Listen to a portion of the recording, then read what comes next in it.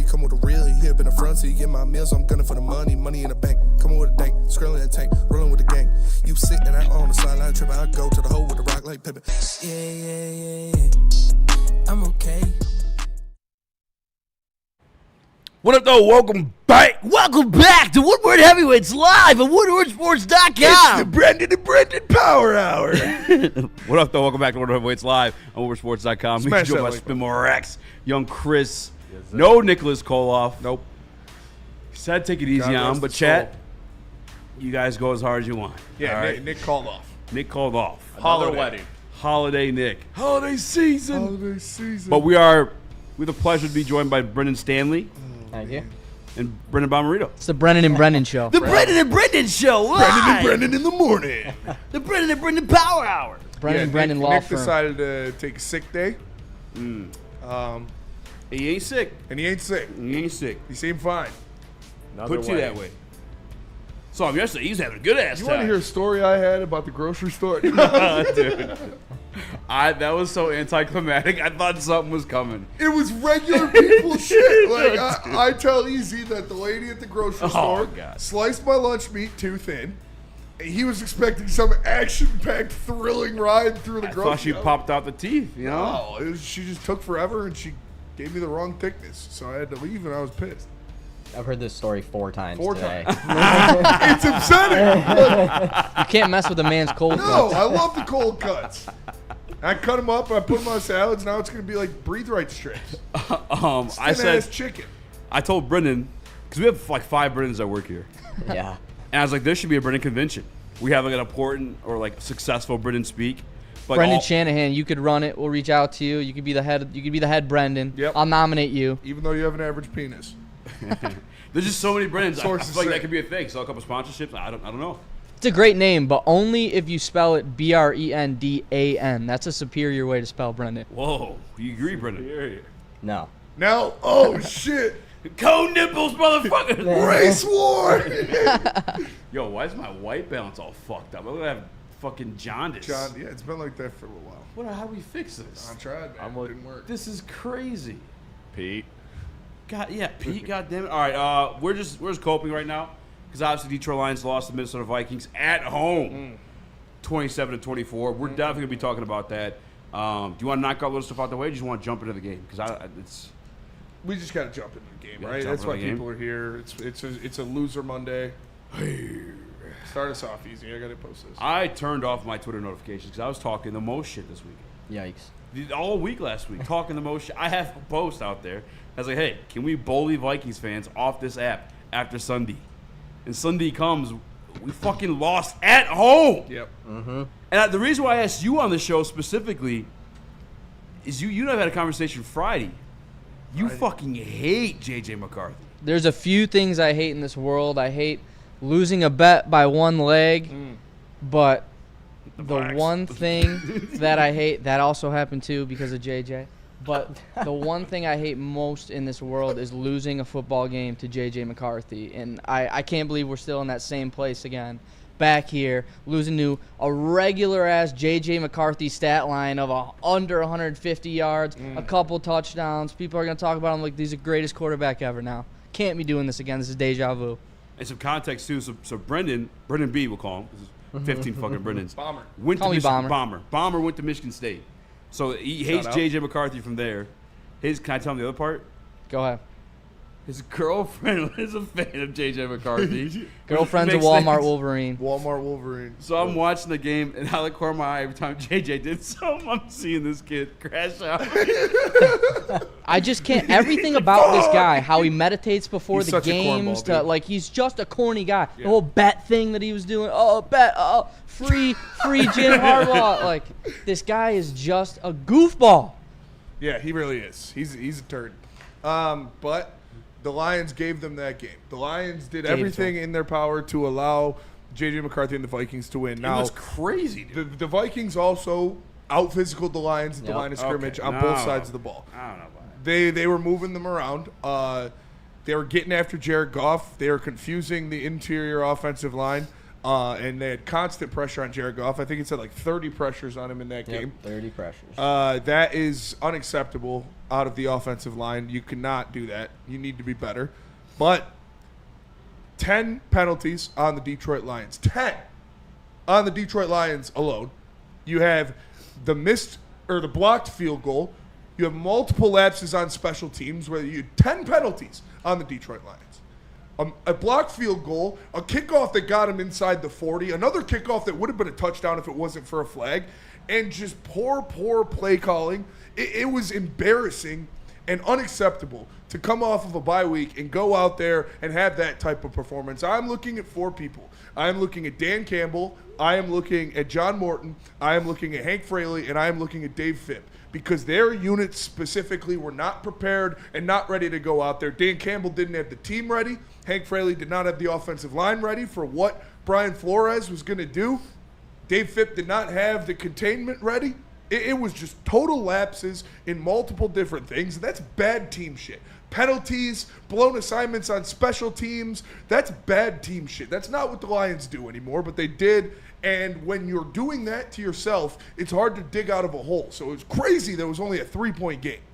Had to go back to fucking John just can't. Oh, it's kind of better. There you go. Okay, Chris. Okay. Everything, it felt like everything, nearly everything that could have went wrong for the Detroit Lions yesterday. Yeah. Between the blitz getting home, you have to keep Jahmyr Gibbs in there on those blitzes instead of having him scoot out the way he did against the Vikings in previous years under Ben Johnson. I have some gripes to throw towards Johnny Morton. I was defending him originally. Then I watched some tape today. Got some beef with Johnny Moore. We'll get to that too. Yeah. Special teams. I mean, not only did they get great returns, you had a blocked kick. And by the way, the difference of the game, 3 points. That was your 3 points right there. Just everything that could have. Amon-Ra, I think it was like 2nd and 9, 2nd and 15, maybe even, dropped the ball. It wasn't the greatest throw by Jared Goff, but that's how JG throws it sometimes. Sometimes a little bit low. Yeah. And to be honest with you too, as a guy that is bashing Jared Goff, I think some of those are purposeful. Let me put it in a spot where only my guy can get it. Where he knows where I know where he can get it. I'm gonna throw a bit low because I know Amon-Ra can grab those things off the carpet and turn it into like a 15-yard catch. Every fucking thing that could have gone wrong literally went wrong. And it was very disappointing in the Detroit Lions team, especially against the Minnesota Vikings, who were in the last place of the division heading into this game. J.J. McCarthy's 3rd start of his career. You already have him fucking beating the shit out of us as Michigan State fans too. Brendan Stanley aside, because he's a Michigan guy. But yeah, it was just awful, dude. And like you said, Brent, too, it wasn't like a spectacular performance. It definitely wasn't bad. Like that throw to seal the game was A1. I can't lie. But he had some great throws coming from a Michigan State guy. I mean, he did have some great throws, but you feel like he threw for 300 in that game. And then going back and watching it, he really didn't. It was we gave him the game. We gave them the game. Yeah, we did. And we talked about the run game of the Detroit Lions is not what it used to be, obviously, without Frank Ragnow. That is playing a big role in it. But when you are getting pre-snap motion penalties or false starts and you're going from 2nd and 5 to 2nd and 15, that just completely shuts down drives. And the little success that you were having in the game, you have to abandon it because you're constantly behind the sticks. And when you're behind the sticks against an aggressive Brian Flores defense and he can pin his ears back and blitz you, your motion and rhythm offense of timing passing is going to get disrupted. Jared Goff is going to have to make things outside of the play, and we know that that's not what he's great at inside of this offense. He's not going to do that. He had a couple plays where he made great moves to get around Grenard and deliver a ball, but there were also plays where it's like, come on, man, you got to make the throw. But when you look at this offense, how it's structured, it is boom, I make the play here at this time. And when it's disrupted because you're in 2nd and 15 and he can do exotic blitzes up the middle, it's not going to look very good. And that's exactly what we saw to the offense for a majority of that game. It was one of my beefs with JG as quarterback. Now, obviously, he's grown since we got him, but it was that was the thing. It's like, this is a guy, you need everything around him to go right to be successful. If one thing goes wrong, it could fuck up the entire operation.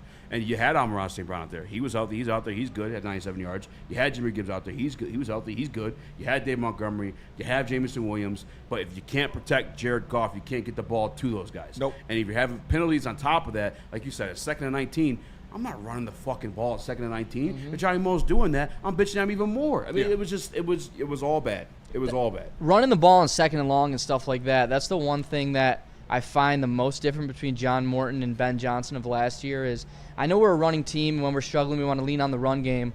But what Ben Johnson did great last year was when Jared Goff is in a funk, he finds a way to get him back into the offense with some easy passes on those second and longs, maybe doing a slant route instead of running the ball. We ran the ball in so many second and longs that puts you in third and long, or we get a false start and puts you in second even longer. Yeah.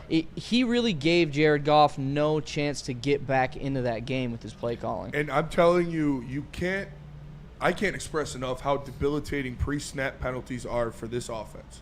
Because you saw the first drive of the game, you know what's happening, boom, boom, boom, right down the field, touchdown. They had a couple drives like that where it's like, oh, the offense looks good again. There was one specifically. They had like 4 plays in a row, boom, boom, boom, first down, penalty, backs it up, over.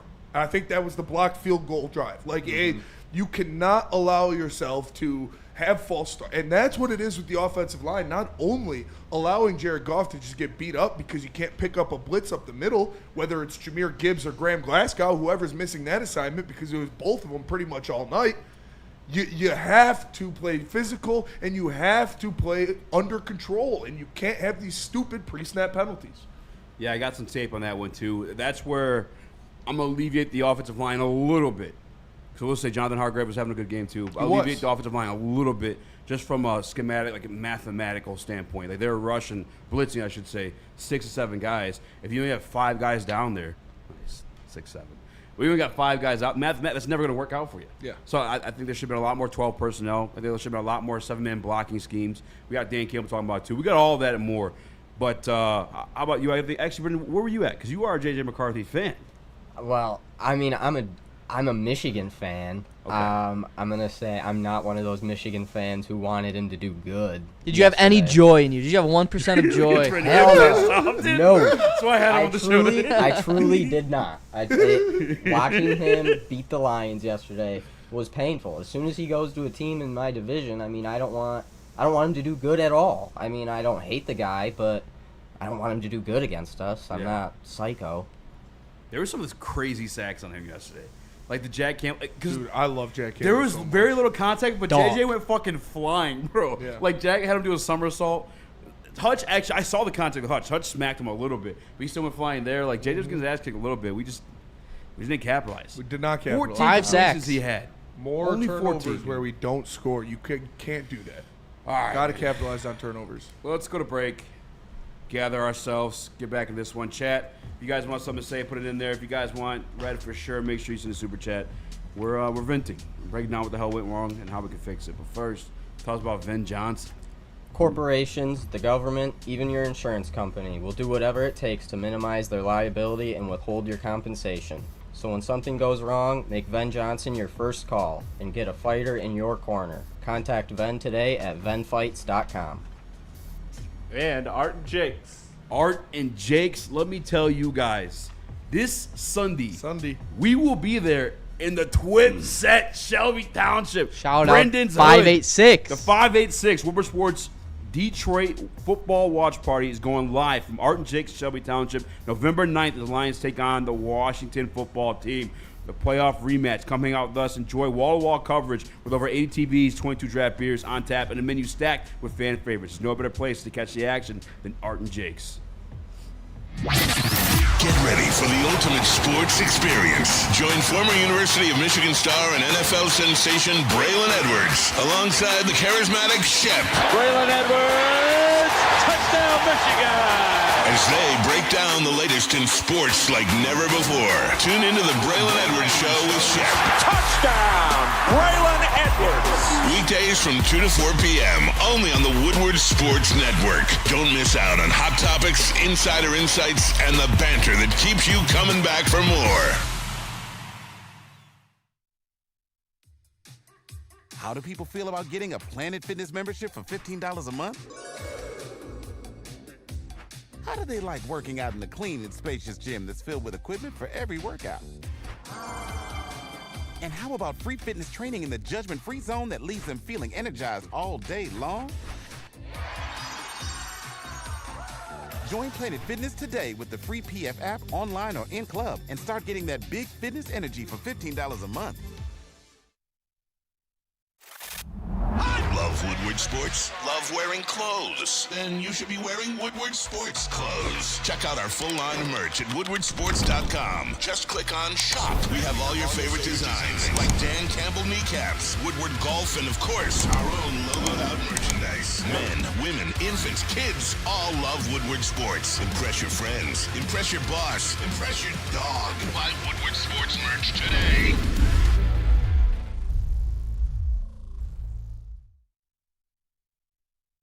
See my guy, Dr. Eric Duncan, at the place for relaxation and recovery. That's Massage Chair House. Visit him at massagechairhouse.com or just scan the QR code. Go see him at the corner of Woodward and Long Lake Road. Don't know what type of massage chair suits you for your needs? Go check out his massage chair review channel. It's the largest on YouTube. You want to know why? Because there's a large massage chair showroom on the interwebs. Listen, all pro shop there, Hall of Famer shop there. I can't say who, but they're there. You might meet one, get an autograph. Go see him at massagechairhouse.com. What up, though? Welcome back to World Heavyweights Live on WoodSports.com. These are my Spin More Rex. We got Brendan and Brendan joining the show. Smash the like button, be a friend, tell a friend, share the stream. Did I say Young Chris? Young Chris. You did not. I didn't say a word that whole segment. I'm pretty sure I said Young Chris. All right, Chris, where you at? Well, I'm glad I took this week off. This was like a bye week for me. I just got pretty plastered and watched the game.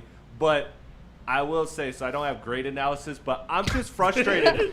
Shut the No, I'm just frustrated. It's one thing. Bro took a bye week. You don't work on the weekend. We took a bro, bye what week. do you mean? Yeah, you don't work on the You never work on the weekend. I still lock in to give like coverage and analysis and stuff for the game. So you but didn't watch the game? Is that took I a bye watched- week from watching I football? watched, Watch it, but the I was clips, pretty bro. hammered. I watched it, but I was pretty hammered, so that's the context. Okay. But I'm That sick was of funny like as fuck. Oh, man, didn't even watch the fucking game. I'm sick of every 4 weeks this team just like looking like shit and just like being inconsistent as hell. That's what worries me is that we are like we'll have 3 to 4 weeks of good weeks and then we just have the same problems, offensive line issues, just terrible play calling, all of this stuff. So to me, it's like I'm very concerned about this team because this is now the third or fourth time this happened this season, and it's like you can't keep having these every 3 to 4 weeks. You can't. I do feel like this one's a little bit different because this is the loss that this reminds me of is, what was it, 2022 when we lost to the Panthers and they just ran all over us. It was a team in a game where we were just simply not supposed to lose this one. I mean, you could see losing to the Bucs when we lost. You could see losing to the Bills when we lost to them. You are not supposed to lose this game in any shape or fashion, and the Lions have been that team where they get the job done every single time. We can't be going back to these days where we're losing to teams like this. No, we cannot. It feels like I don't want to agree with Chris, but this offense definitely is missing something. Yeah. Like I'm used to going into every Sunday, Thursday, Monday, whatever fucking day it is, and this Detroit Lions team can run the shit out of the football. Dave Montgomery and Jahmyr Gibbs. This year it's been one or the other or nothing. Yeah. And I checked it out earlier today too. Every single game that we've lost, we've rushed for under 100 yards. 0-3 in games, we're rushing under 100 yards. And I'm sick of people saying, oh, you can't run the football, you can't win the game, we have to be able to run the football. Yes, but some games they are going to shut down the run game, and we have to have a counter to that. We have to have a go-to in our passing attack to counter that, and we do not have that right now. That's what that's what it is for me when I see in Johnny Morton compared to a Ben Johnson. Like you said, Ben Johnson always had the extra card, always had the next trump, always was putting over top. Well, with Johnny Morton, if his original game plan or what they want to do for the week gets shut down, he kind of collapses Game's and over. goes to Like, just he screen just- pass, screen pass, screen Yeah. pass. Yep. Like it seems like he just has his one game plan, and if it doesn't work, then the offense kind of sputters. So you need either Jared Goff to get more in tune with that. Like somebody needs to get in with Johnny Morton at halftime if this shit's not working and be like, yo, we got to switch some things up or try a counter punch. Like this, the straight jab's not working. So they need to be more creative in the run game. But still, like I look at this one, man. The reason they lost this game is because they had 10 penalties, because they turned the ball over, and because they lost on special teams. And that's shit that bad teams do. Like that's not like, oh, the offense was that's like stuff that the Panthers do. Like that's stuff that you're seeing the Bengals do. And you can't do that. If you're an upper echelon team in the NFL, if you're gonna lose to the Chiefs on some black magic witch bullshit, all right. week 1 against the Packers, I'll give you some reprieve there because it's a new system. Shit You was have a lot of ironing new itself guys, out. and it's week 1. There is no excuse for you guys to go out there after a bye week at home against an inferior opponent and shit the bed completely. It was bad from top to bottom. There was a couple guys that had good games, but the sloppiness and the unseriousness of the Detroit Lions in this game was evident. It was bad. It was bad to watch. It was pissing me off. With the 10 penalties, the special teams, you still only lost by 3. Yes. It's just that's why it's even more annoying. But you were down the majority of the game. The other thing too is like even going back to that Tampa Bay game without Jahmyr Gibbs having that big run, the run game didn't get going then either. No. It was just that one explosive run. It's something that's definitely got to fix itself. It's something you're up against it with too because now you lost Christian Mahogany. And Dan Campbell's come out here and said it's going to be a while. Yeah. I sent a message. He says he's coming back, but it's probably going to be like an end of the year thing. I mean, it's definitely not. It's a broken bone, which is the best case scenario, not like a ligament or anything like that. So, like, we'll knock on wood for that one. But, yeah, the run game's not there, and the play calling's just not been the same. No, it hasn't. And you need somebody to step up on this offense. Like, when things are at the wall and you have situations where you finally get a first down, what happens? Boom, Monty fumble, punched out from behind. You get the Terrion interception. Everything's going off. Shout out to you. What happens? Boom. They don't make any points out of it. Nothing. Punt. The offense is not capitalizing on opportunities. They're having a rough time to get yards when they can, and when they do, they're doing something, whether it's a penalty or a turnover or failing to make an assignment, and they're not capitalizing on the opportunities. The defense, I can't say anything bad about the defense. Like, they went out there. Poor TA has a good game, and it's like Yeah. the one where you can't say anything about it because we got our asses kicked. Well, we did, but we did. I don't know, man. I think we got our asses kicked more. did. than It feels like it, right? But it's only 3 didn't points. feel- That's it why, didn't- because it they're didn't such a worse feel- team than you. It didn't That's feel them like 3 kicking your points. ass is barely beating you because and you they're couldn't do bad. what you do well either. Facts. It did not feel like a 3-point game. No. It just didn't. We got our asses kicked, and that was not a great watch. Coming No, off it of was a not. bye week to perform like that is inexcusable. That's why I'm looking at Dan Campbell. You Yeah. need to have your guys more prepared. That is your job. Dan Campbell, and he'll be the first one to tell you that. Yeah, absolutely. But absolutely. Dan Campbell, the coach that I'm knows looking it. at in particular is, I don't know if I do this another segment or not. Fuck it. Johnny Moe. Yeah. And at first, I was kind of defending him a little bit, like, hey, gotta give the other guys credit too, which I am. But when I go back this morning, I'm watching the tape, in particular on the blitzes. You are doing nothing to counter this at all whatsoever. Nothing. And it's to the point where Jahmyr Gibbs, I gotta find the stat here. Jahmyr Gibbs in that game had to pick up 16 blitzes, allowed 7 pressures on those 16. You can put it up there, it's fine. Okay. That's the lead. No one has let up that many pressures at running back since 2018. Jahmyr Gibbs shouldn't be in these situations. You should have something to counter the blitz in some form or shape, whether it's a slant, whether it's a dig, whether it's a screen, whatever the hell it is in that situation. You got to find that. And why are you running play action when you don't run the ball at all? Sometimes play action is good against the blitz, though. That's where you look at the execution part. I know a lot of people talking about the offensive line here. What do you want? These guys are blocking like their gaps. That's where they're going. The blitz just gets through. JG can't do nothing. Gibbs can't block. It's a wrap at that point. But then the part that pissed me off, and I didn't grab the film for this, and that's bad on me. Maybe it is in the other video. I don't know if you have it, Chris. But Okay, yeah, I'll play the other video. I'm not even 100% sure if this is. Hopefully it's in here. But just the routes. In a game where you're getting blitzed like that, and you have Jahmyr Gibbs obviously struggling out there to pick up these blitzes, you can't have these routes take forever to fucking develop. I mean, I'm counting 1, 2, 3 before a pass catcher turns his head for the ball. That cannot be this. That can't be the case when you're getting blitzed like this. Yeah. And Johnny Moe, I remember this offseason particularly was loving the deep ball. Oh yeah, I love the deep ball. We're about to go deep. Don't fucking do that. Yeah. That's not our strength. That's not a forte of ours. It's not a forte of Jared Goff's. Last year, we had a top 3 offense. Jared Goff was 5th in the league in air yards per attempt, like 6.8 yards per attempt. Keep it short, keep it simple. We have playmakers, and once they catch that ball, they're going to do something with it. Especially when you're getting blitzed like the way we were yesterday. It's just dumb at that point. And that's why I'm looking at Johnny Moe. You can alleviate this pressure a little bit. Get the ball out quicker. Yeah. Call something different. That's what I said earlier. Like, he's not adjusting to the game flow. He is not adjusting to what's happening in the game. He's going in with his game plan, with what he wants to do. And if it's not working, he is crumbling. And he's just trying to fit a square hole or a square peg through a round hole. and it's never going to happen. So he needs to do better. And I know people say adjustments don't work, or even I heard Taylor Decker say, like, I think it was just they executed their scheme better than we did. Well, yeah, and when they're consistently executing it better, you got to change some things up. Exactly. And the answer just can't be let's screen pass at every play. You got it. But you it's have not even Amon-Ra St. Brown. You have Sam Laporta. You have Jahmyr Gibbs. Get those guys on early breaking routes and get the ball to them past the line of scrimmage. That's all I was going to say is it goes back to my point that I made earlier. It's like they want to run these deep, complicated routes when you know you're going to get pressured by Brian Flores. This is what he wants to do in every single game. And Jared Goff is a quarterback that needs a little help sometimes. You can't go out there and have him handle this pressure by himself. You have to give him those easy routes so you can see right in front of his face 1 second into the play that he could hit on that slant, on that Texas route. Gibbs runs right up there. We can't be doing these wide receiver screens behind the line of scrimmage, letting them get the ball. You have to give Goff the ball in opportune situations. It's a different type of quarterback that you have to work with that I think John Morton's got to get used to. What I'm even more upset about is Johnny Moe came out after he said, I spent all the bye week watching the third downs, watching what was going on, watching the third downs last year. Well, you should have watched some fucking tape of when we played the Vikings.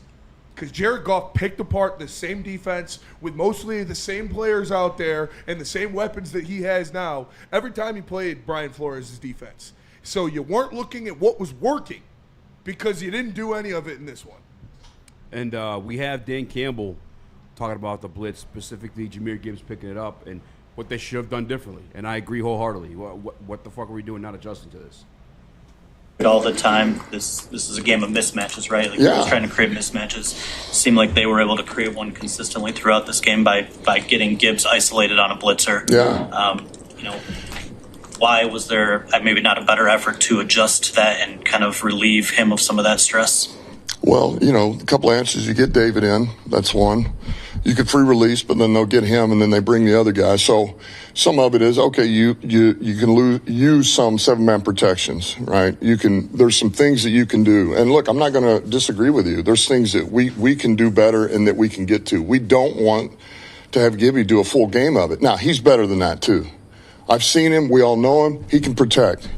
And, he had a little bit of an off day in some of that, too, But, no, we don't want him having to go hammerhead for 12 plays. That's not I don't want either of those backs having to do that, but that was the plan to keep him in. That was kudos to them to keep him in, not let him release on some of that stuff. And, we turned the protection a couple of times, but they forced our hand. And you got to, it's either, you either go there or you're going to put him on a big. We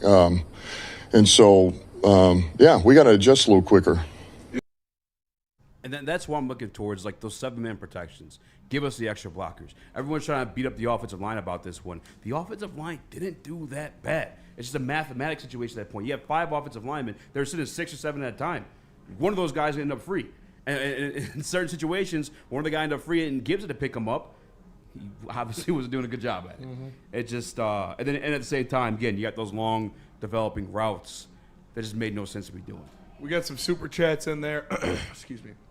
Dumbo Jumbo with the super chat. He says, so Johnny Moe thinks it's a good idea to have Jared Goff to turn his back with play action on a blitz. Are we dead ass? And with the play action, like, if you're not running the ball, you're not good. They're not going to respect your play action. So that's what, play action works when you're running the ball well, but if you're not running the ball at all, let alone efficiently, nobody's going to respect that. Miguel M says, Brad Holmes, please address the interior O-line. So also Dan Campbell, sorry, but your boy Johnny Morton has no idea what to do with this offense. No vanilla BS. Yeah, I think whatever lab he was in where he was watching all this, he needs to get back in there and watch more because that was not a good showing coming out of a bye week. Yeah, because this is one of the things you talked about too with the presser just now is they didn't do anything we didn't know was coming. Yeah. You know what Brian Flores does. He blitzes and blitzes and blitzes and blitzes. They did it last year. The problem is last year we had answers for it. Yep. And this is a little bit what we thought. We kind of, at least I expected a little bit of the drop off from a Ben Johnson to a Johnny Morton. But we all agreed that Johnny Morton has the toys though to make something of this. I mean, you saw it again against Tampa game with the big ass touchdown run. What do you got, Chris? I just wanted to say, is it an ego thing to you with him? Let's carry this on. Go to break. I'll answer that question. Let me tell you about Planet Fitness. Planet Fitness is the home of the judgment-free zone where everybody can get a full body workout in 30 minutes, and all memberships include fitness training. You get all of that for just $15 a month, or you can upgrade to the Black Card and get use of amenities like hydro massage, total body enhancement, and access to over 2,500 locations worldwide. Join in-club or online at planetfitness.com. Planet Fitness, where your fitness is essential. And now we're going to hear from Wicked Pickle. Looking for the ultimate pickleball experience? Check out Wicked Pickle, Metro Detroit's hottest indoor pickleball spot. With 10 climate-controlled courts, daily open play for all levels, and a chill lounge with TVs, ping pong, and cold drinks, it's always game on, rain or shine. Throwing a party or team event, they host groups from 10 to 200. Don't miss the APA Michigan Gold Cup, November 22nd through 23rd. Sign up at pickleballtournaments.com and mark your calendars for the Woodward Sports Pickleball Party, January 9th. Details coming soon. We don't like to brag that we are the toughest sports network in Detroit, but we do have a guy named Darren McCarty on our side. Woodward Sports.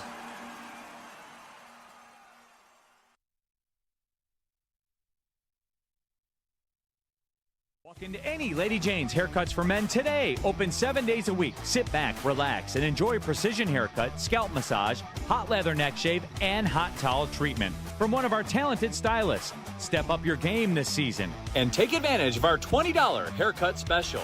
Scan the QR code and get your coupon today. Lady Jane's Haircuts for Men, the ultimate haircut experience. Open 7 days a week. Walk-ins always welcome. Lady Jane's Haircuts for Men. It's wicked awesome. No one gives away more cash and prizes than Woodward Sports. You don't believe us? Here's our latest $10,000 winner. You guys posted, hey, if you guess all this stuff right, we'll give it's $10,000. I'm like, okay, well, why the hell not? And the winning doesn't stop there. How about our Outkick Your Coverage winner? How do you think you won? David Tully, everybody. David Tully. This guy's got a hot girl. Bigger prizes, bigger giveaways, cash, merch, tickets, and more. All from the biggest sports network in Detroit. No one does it bigger and better than Woodward Sports. Make sure you're following, liking, subscribing on Instagram, Facebook, X, and YouTube for your chances to share in the winning. From Detroit's #1 sports network, Woodward Sports. This Thursday, November 6th, it is the 3rd annual Top Golf fundraiser for Athletes Unlimited and Dr. Pierce. Scan the QR code to register. You can donate online as well. They'll accept any type of donation for anything that they could raffle off and give back to charity. Obviously, Athletes Unlimited does a lot to help out athletes with disabilities all around Michigan and the United States. Make sure you check it out. It's a great foundation. Dr. Pierce is the front runner for it, so make sure you scan that QR code and help out. Again, Thursday, November 6th is the fundraiser at Top Golf in Auburn Hills. The prices are there on the screen. If you want to get an individual golfer or a bay for yourself, you could do that. Shout out to Dr. Jeff Pierce and Athletes Unlimited. Is there much concern for the offense right now as far as it hasn't been a few weeks since you've really gotten it going? No concern. No, there's certainly an urgency of fixing things. And we did fix things, I think, from 2 weeks ago. But there's more to fix, obviously. There's a ton to fix and a ton of things to get better at. And it's a long season, and we got to get to it and fix these things. I think at this point with this team, we got to accept the fact that we probably won't get the Ben Johnson mastermind game plans. So what needs to change? Who needs to execute to overcompensate for that? Jared Goff. And I think he needs to take more command of the play calling. He's given the reins to Audible and to call into certain things. And as of right now, he knows this offense better than Johnny Morton. He knows how to run this offense better than Johnny Morton does. So Jared Goff needs to kind of take command. And if it's these play calls, he needs to audible out of them and put this team in the best situation to have success if John Morton is incapable of doing that. So I'd like to see that out of him. I'd like to see him kind of get more vocal with Johnny Morton and tell him, listen, put the fucking jumbo set out there. Let's run with these down linemen and shove the ball down their fucking throats. He needs to get more vocal. He needs to be the leader that we know he is in this offense. And I think that's something that would help out this offense in a big facet. What do you think about would it help if Johnny Mo made the switch, maybe coming down to the sideline?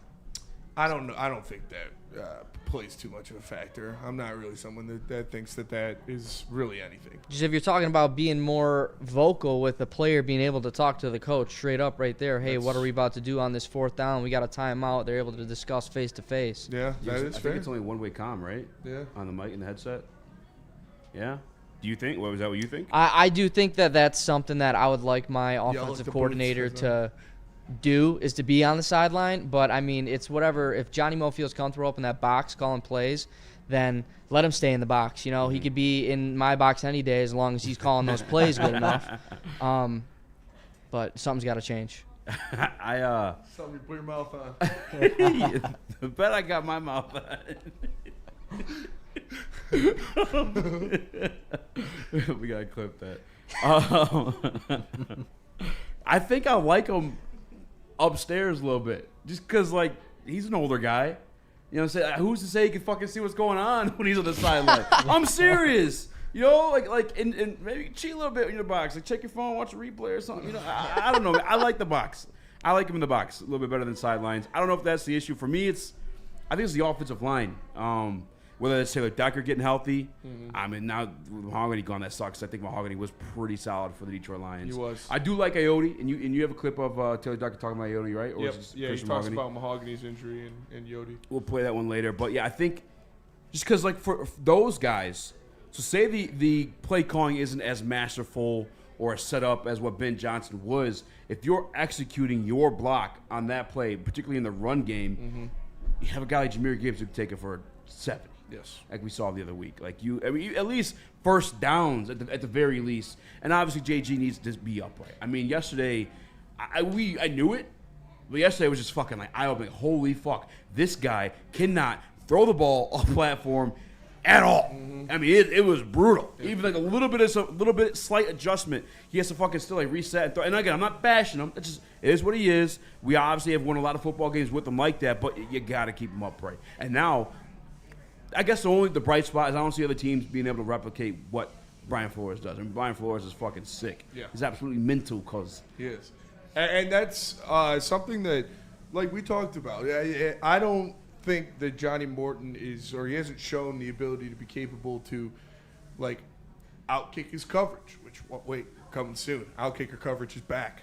So make sure you guys with hot girls and ugly dudes. Row seats. You want some seats for the Lions versus the New York Giants. Fucking say it. Jackson Dart in town. If I you knew he outkick was the gonna go coverage, there. it's coming back. But listen, when you are constantly getting behind in the sticks, behind in these counts because of penalties, because of negative plays, Johnny Morton hasn't shown the ability to overcome and to make things happen. Now, Ben Johnson was good at that. Like, look at the 3rd down and long conversion percentage. I know that not a lot of teams, are very good on 3rd and long, but still, all season you have 1 conversion on 3rd and 10 plus. It's when the odds are stacked against him, he hasn't shown the ability to outperform those odds. When the offense is in rhythm and taking care of business, it looks just as good. But when he gets into situations where he's behind the sticks or he has some controversy, he kind of folds. Brennan? I got a stat. Okay. Jared Goff, when he was sacked 5 times on 20 of 42 dropbacks, he went 6 for 15 for 71 yards when pressured. And then without pressure, Goff went 19 for 22 for 213 yards and 2 touchdowns. Yep. Sounds like Jared Goff. Yeah.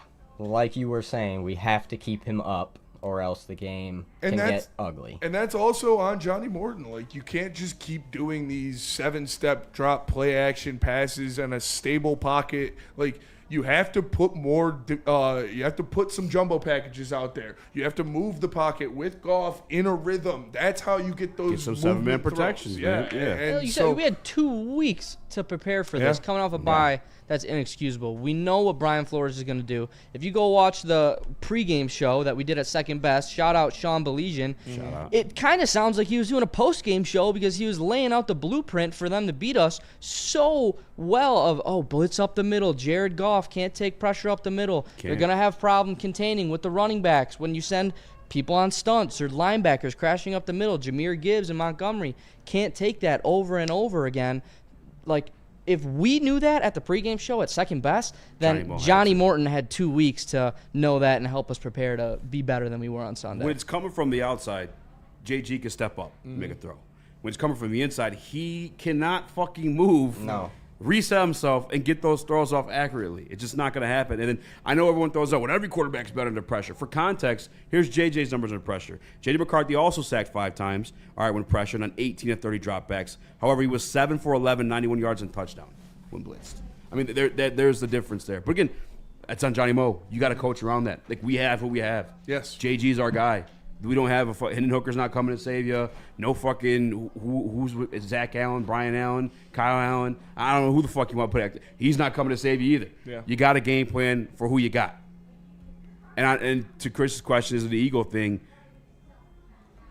Maybe, because you have so many weapons. You're like, what the fuck are they gonna do? We got fucking Amon-Ra St. Brown. I mean, Johnny Moe, if I'm not mistaken, did he call Amon-Ra Kobe? Yeah. He compared him to like maybe yeah, he's thinking like, listen, we're so fucking sweet with all these weapons. I'm gonna do this, I'm gonna do that, but he's not thinking about the main thing, and that's keeping JG safe. When you start thinking like that, that's when you start losing. Every other player in the NFL is also getting paid to play football. They are also very good. You can't go out there thinking, oh, we have these guys, it'll be easy. You know, we have so many playmakers.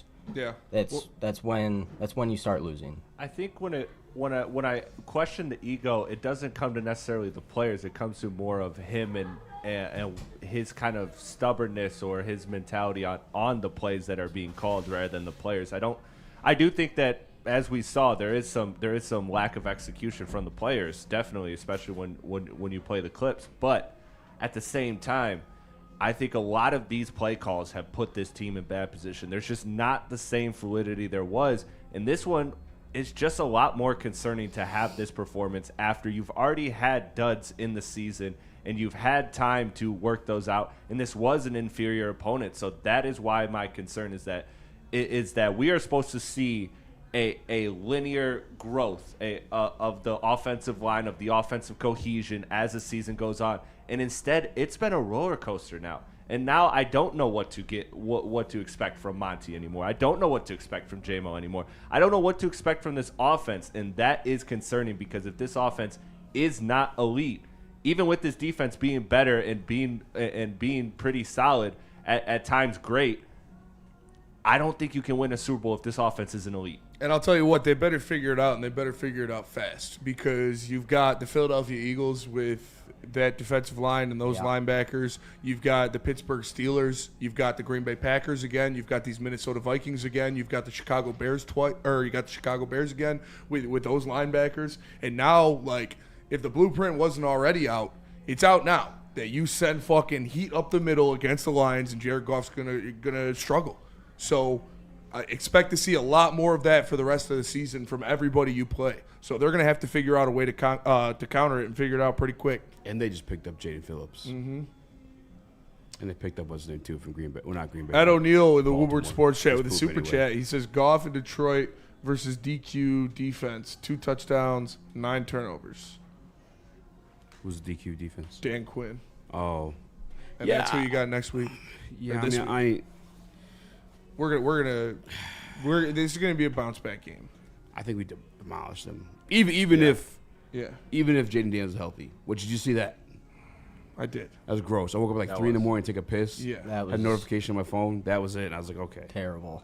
That was fucking Dude, gross. there's so many gruesome injuries happening now. It's crazy. Yeah. And again, I hate to harp on it, but like getting behind the sticks and the pre-snap penalties that push you back up, especially going up against a defense coached by Brian Flores, just makes everything so much, because that allows him to be even more aggressive, and that's what he loves doing. And it was just a bad time to have a bad game, and I feel like we're saying that more and more with this team over the past year and a half now. And the context for Johnny Moe versus Ben Johnson last year, Jared Goff 2.4 seconds in the pocket to throw against the blitz from Brian Flores. He was 14-18 for 188 yards. This year, we said that was a 14-25. Yep. Yeah. Still, both same amount of time to throw too. Let's go to break. Come back more bitching and complaining about the Detroit Lions. By the way, I think we'll be fine. We just bitching about what happened yesterday. Again, not every team has Brian Flores to do what happened, but fuck, we'll talk about it. We'll talk about it. Defense upset me too. I ain't gonna lie. Well, let me tell you about Les Stanford. Les Stanford, Chevrolet, Cadillac, Buick, GMC. They got deals for everybody. They can get you a car you want at a price that fits your budget. Hit up my guy Goran. He got me out of my old lease into a new one in 30 minutes. LesStanford.com. Les Stanford, Chevrolet, Cadillac, Buick, GMC. Ever wonder what goes on inside the game? Deep ball's got a man and got him. Touchdown, Braylon Edwards. Join Braylon Edwards and Shep. Edwards has it. 10-5, touchdown. On the Braylon Edwards Show with Shep. Bar looks in zone. Got Edwards for the touchdown. Where they dive deep into the heart of sports. Weekdays from 2 to 4 p.m., they're bringing you expert analysis, exclusive interviews, and a fresh perspective on the sports you love. Don't miss it, only on the Woodward Sports Network. Big injuries, big news. Twice a week, Dr. Jeff Pierce from Michigan Sports and Spine joins Woodward Sports Network for the Injury Insider Report. Big D Energy Tuesdays at noon. Braylon Edwards and Shep Thursdays at 3:30. Get expert analysis and in-depth breakdowns on the latest sports injuries from the man trusted by top athletes in the community, like D-Mac. Whether it's the Lions, Pistons, Tigers, or Red Wings, Dr. Pierce talks us through it all. Don't miss the Injury Insider Report with Dr. Jeff Pierce, your go-to source for understanding the impact of injuries on the games and players we love. Only on Woodward Sports Network. Scan the QR code on the screen or go to MichiganSportsandSpine.com to see if Dr. Jeff Pierce can help you.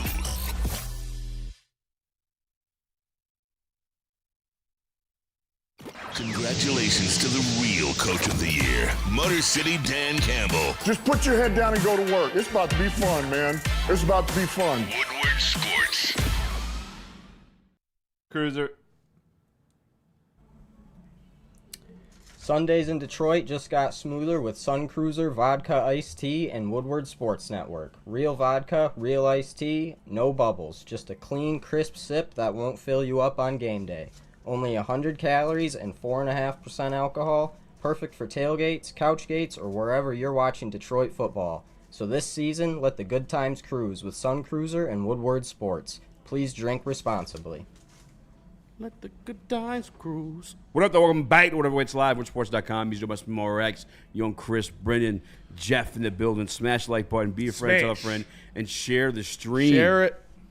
We're talking about trades in the chat, Spinny. I saw you send some in Slack. You want to talk about the trade opportunities? Or you want to talk about the injuries first? Yeah, Chris, we'll do the injuries first. We'll do the injuries first, and then into the trade. Okay. Then get into the trade. So Taylor Decker, after the game, had talked about Christian Mahogany. Obviously, pretty gross-looking injury from him. He's going to miss, Dan Campbell said, a lot of time. I would be surprised if he came back this season, but here's what Taylor Decker had to say. In that kind of situation? Yeah, it sucks. I mean, I got to play with him a little bit last year, but I was really excited to come in this year and play with him. So, I mean, we'll see what they say as far as the severity and how long-term it's going to be. But I just hope he's all right mentally because he's been doing a really good job, and I've enjoyed playing next to him. I mean, he's as physical as they come, super competitive. He's not scared of anything. So I just hope he's okay mentally. You have gotten a ton of reps with Coyote and just your confidence level and his ability to step in there if you need him. Yeah, I mean, even when he came in the game, I was like, we've done this a million times before. We've played a bunch of games. We've played in playoff games and stuff next to each other. So I have the utmost confidence in him being able to go out there because he's put it on tape. He's shown that he can do it. You know, it's not just because, I want it to happen. He's shown that he can perform out there. So he'll be just fine. Is Taylor Decker talking about Yodi filling in for Christian Mahogany, who's going to have to miss a lot of time with the ankle or knee injury or whatever it ended up being when his leg whipped around there and caught somebody's shin. And I agree with Taylor Decker that I am comfortable with Yodi. He's shown us that he could do it before. He's shown us that he could play. But that was playing next to Frank Ragnow. And that's a lot different, no offense, than playing next to Graham Glasgow for an extended period of time when you're trying to win a Super Bowl.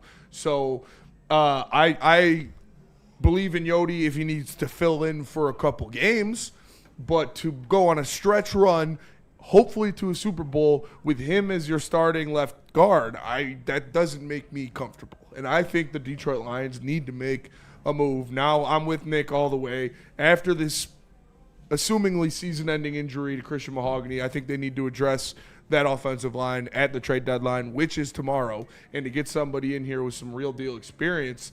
And luckily, unfortunately, because of the Jaden Daniels injury, now the Washington Commanders are starting to shop some of their players. And there's a report from Jordan Schultz that the Commanders have been open to trading several players, including offensive lineman Andrew Wiley and offensive lineman Nick Algaretti, both of whom have extensive starting and playoff experience. Wiley, flexibility, playing both guard spots and right tackle during his career. That sounds like a home run move to me right there. I think that you have to go out and you have to address that position with somebody you can feel comfortable starting with you for the rest of this season. I'm not opposed to trading for an offensive lineman, especially one like as a Wiley that played right tackle a little bit. Yeah. I think that's the guy I would definitely keep an eye on. I love Beck.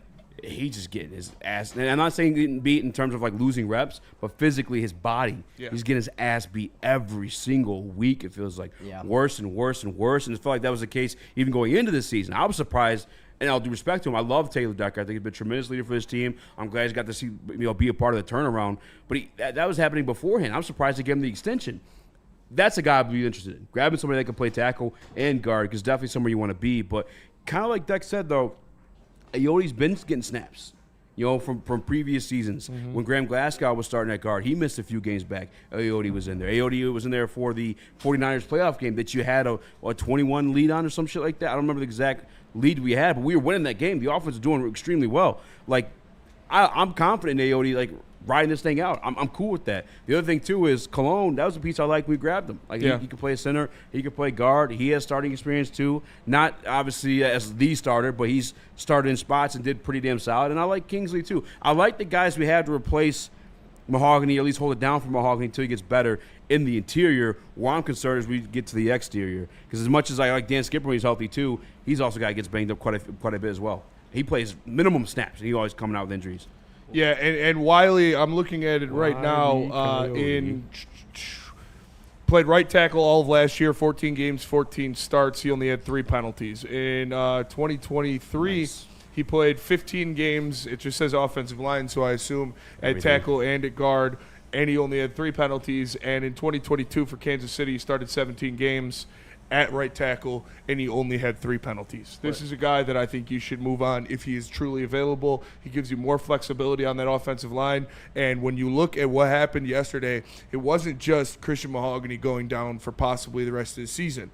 Taylor Decker re-aggravated an injury, had to leave, come back. Tate Ratledge left the game with an injury, had to leave, come back. Penei Sewell, obviously the eye poke, but he did something to his shoulder, and I know he's not going to say it. I know he is going to go out there and practice, but he's probably going to be banged up for the rest of the year as well with a shoulder ding. So you're going to need a guy, and that type of flexibility on the offensive line, that type of experience, playing in playoff games, playing in Super Bowls and taking care of business, I think that is something that you should definitely look at. Well, I'm looking at Wiley right now on PFF. I know they do stats a little bit differently. They got their own way of doing it, but played all his games for Washington and didn't let up a single sack, but including playoffs. Yeah.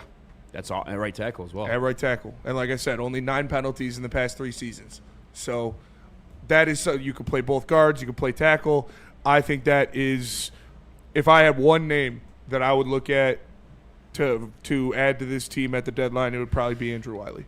Yeah, I wouldn't be mad at that. Yeah. To me, though, going back to Spencer, when you were yelling at Nick on the show, God rest his soul, you were yelling at him about the fact of one of the points you made that I agreed with is that, bringing in somebody to learn this offensive line scheme and get that chemistry and rhythm is a very, very difficult task. And while I think this is a home run situation just because of what you outlined in terms of the depletion of the offensive line, I don't know how rewarding that trade is going to be, considering that you're bringing in. But you have to, and you have to now because your starting left guard is probably done for the year. And I looked at it right now. Andrew Wiley is a free agent after this season, and his trade number post June 1 is $3,666,000.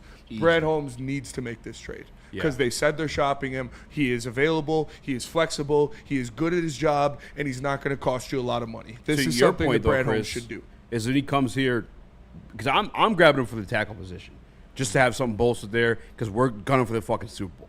I'm done dicking around. I'm grabbing him for that specifically. But if he does play guard, which he has played both now, he won't start right away. You know what I'm saying? Because I think Aodi's more than capable of holding down that spot. Obviously, Dex will hold down his spot too. Like, he's going to give him some time to get used to that rhythm and system and getting reps in, especially with Dex. I mean, it sounds like the way they're going to play it for him just throughout the rest of the season, he's not going to practice. Yeah. That's what Dan Campbell said this week for him, and maybe even Panay this week just because of the injuries. But, like, that allows him those first-team reps to get, you know what I'm saying, incorporated what we got going on because it is a complicated scheme. Right. Oh, wow. What? Lunchbox Hooligan says, bring Wiley home. He's from Michigan. He went to my high school. Centerline? Shout out. No, not my high school. His high school. Oh. He went to Eastern. He's 6'6", 310. Where you at with this one, Brendan? I like him. I would take him, but I really don't know who we should pick up. We need to pick up somebody. Yeah. I don't have anybody in mind specifically. I think this just makes so much sense. The versatility Yeah. of him. A Michigan guy, I didn't even know that. But his versatility to play multiple positions on the offensive line at a high level for contenders where he won Super Bowls. Like, this seems like a no-brainer. And like I said, contract's over at the end of this year. You'd only have to pay him about $3 million. That's not bad. I think you can't really ask for much better than that. What's the price, Spencer? You're thinking? 7th round pick. Yes. How old is he? He's 31, so probably a little higher than that. Oh, he's 6th 31? round pick. Yeah, 7, 6, 6, Si- 7. I would give a 6th round pick, or I would even go a 5th round pick, honestly. It's got 2 Super Bowl rings. Yeah. I'm down. Yeah, I'm down. I thought he was a little younger than 31, but Yeah. I mean, 31's that's not bad. not I mean, for, that- yeah, for an that's offensive not, lineman. It's yeah, not I too mean bad. that's not Speed's too bad. 31, but- that's why he's saying that. Near 40. Still in my mid-late 20s. When we get back, some stuff did happen at the trade deadline. Howie Roseman. Say what you guys want. My man is 2 Super Bowls. Yeah. Put it that way. We'll talk about that and more, but Feist, tell us about Black Rock. Let me tell you about Black Rock Bar and Grill. Black Rock Bar and Grill, home of the Steak and the Stone and home of the many deals. Look at you see that right there.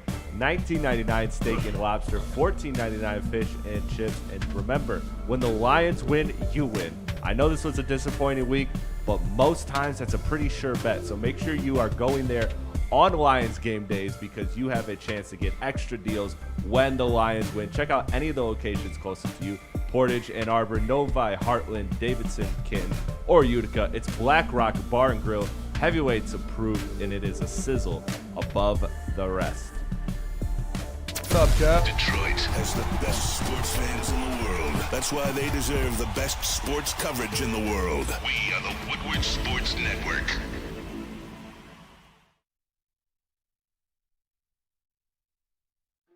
Why do we fight? We fight to protect the innocent, to hold the powerful accountable, to bring the oppressors to justice. Why do we fight? We fight to secure and preserve our civil liberties, to get each and every one of our clients the justice they deserve, and to make the lives of real people just like you whole again. ThenFights.com. A ton of fun, a ton of sports, and a ton of man-meat. Welcome to the Woodward Heavyweights, live daily 5 to 7 p.m. on Woodward Sports.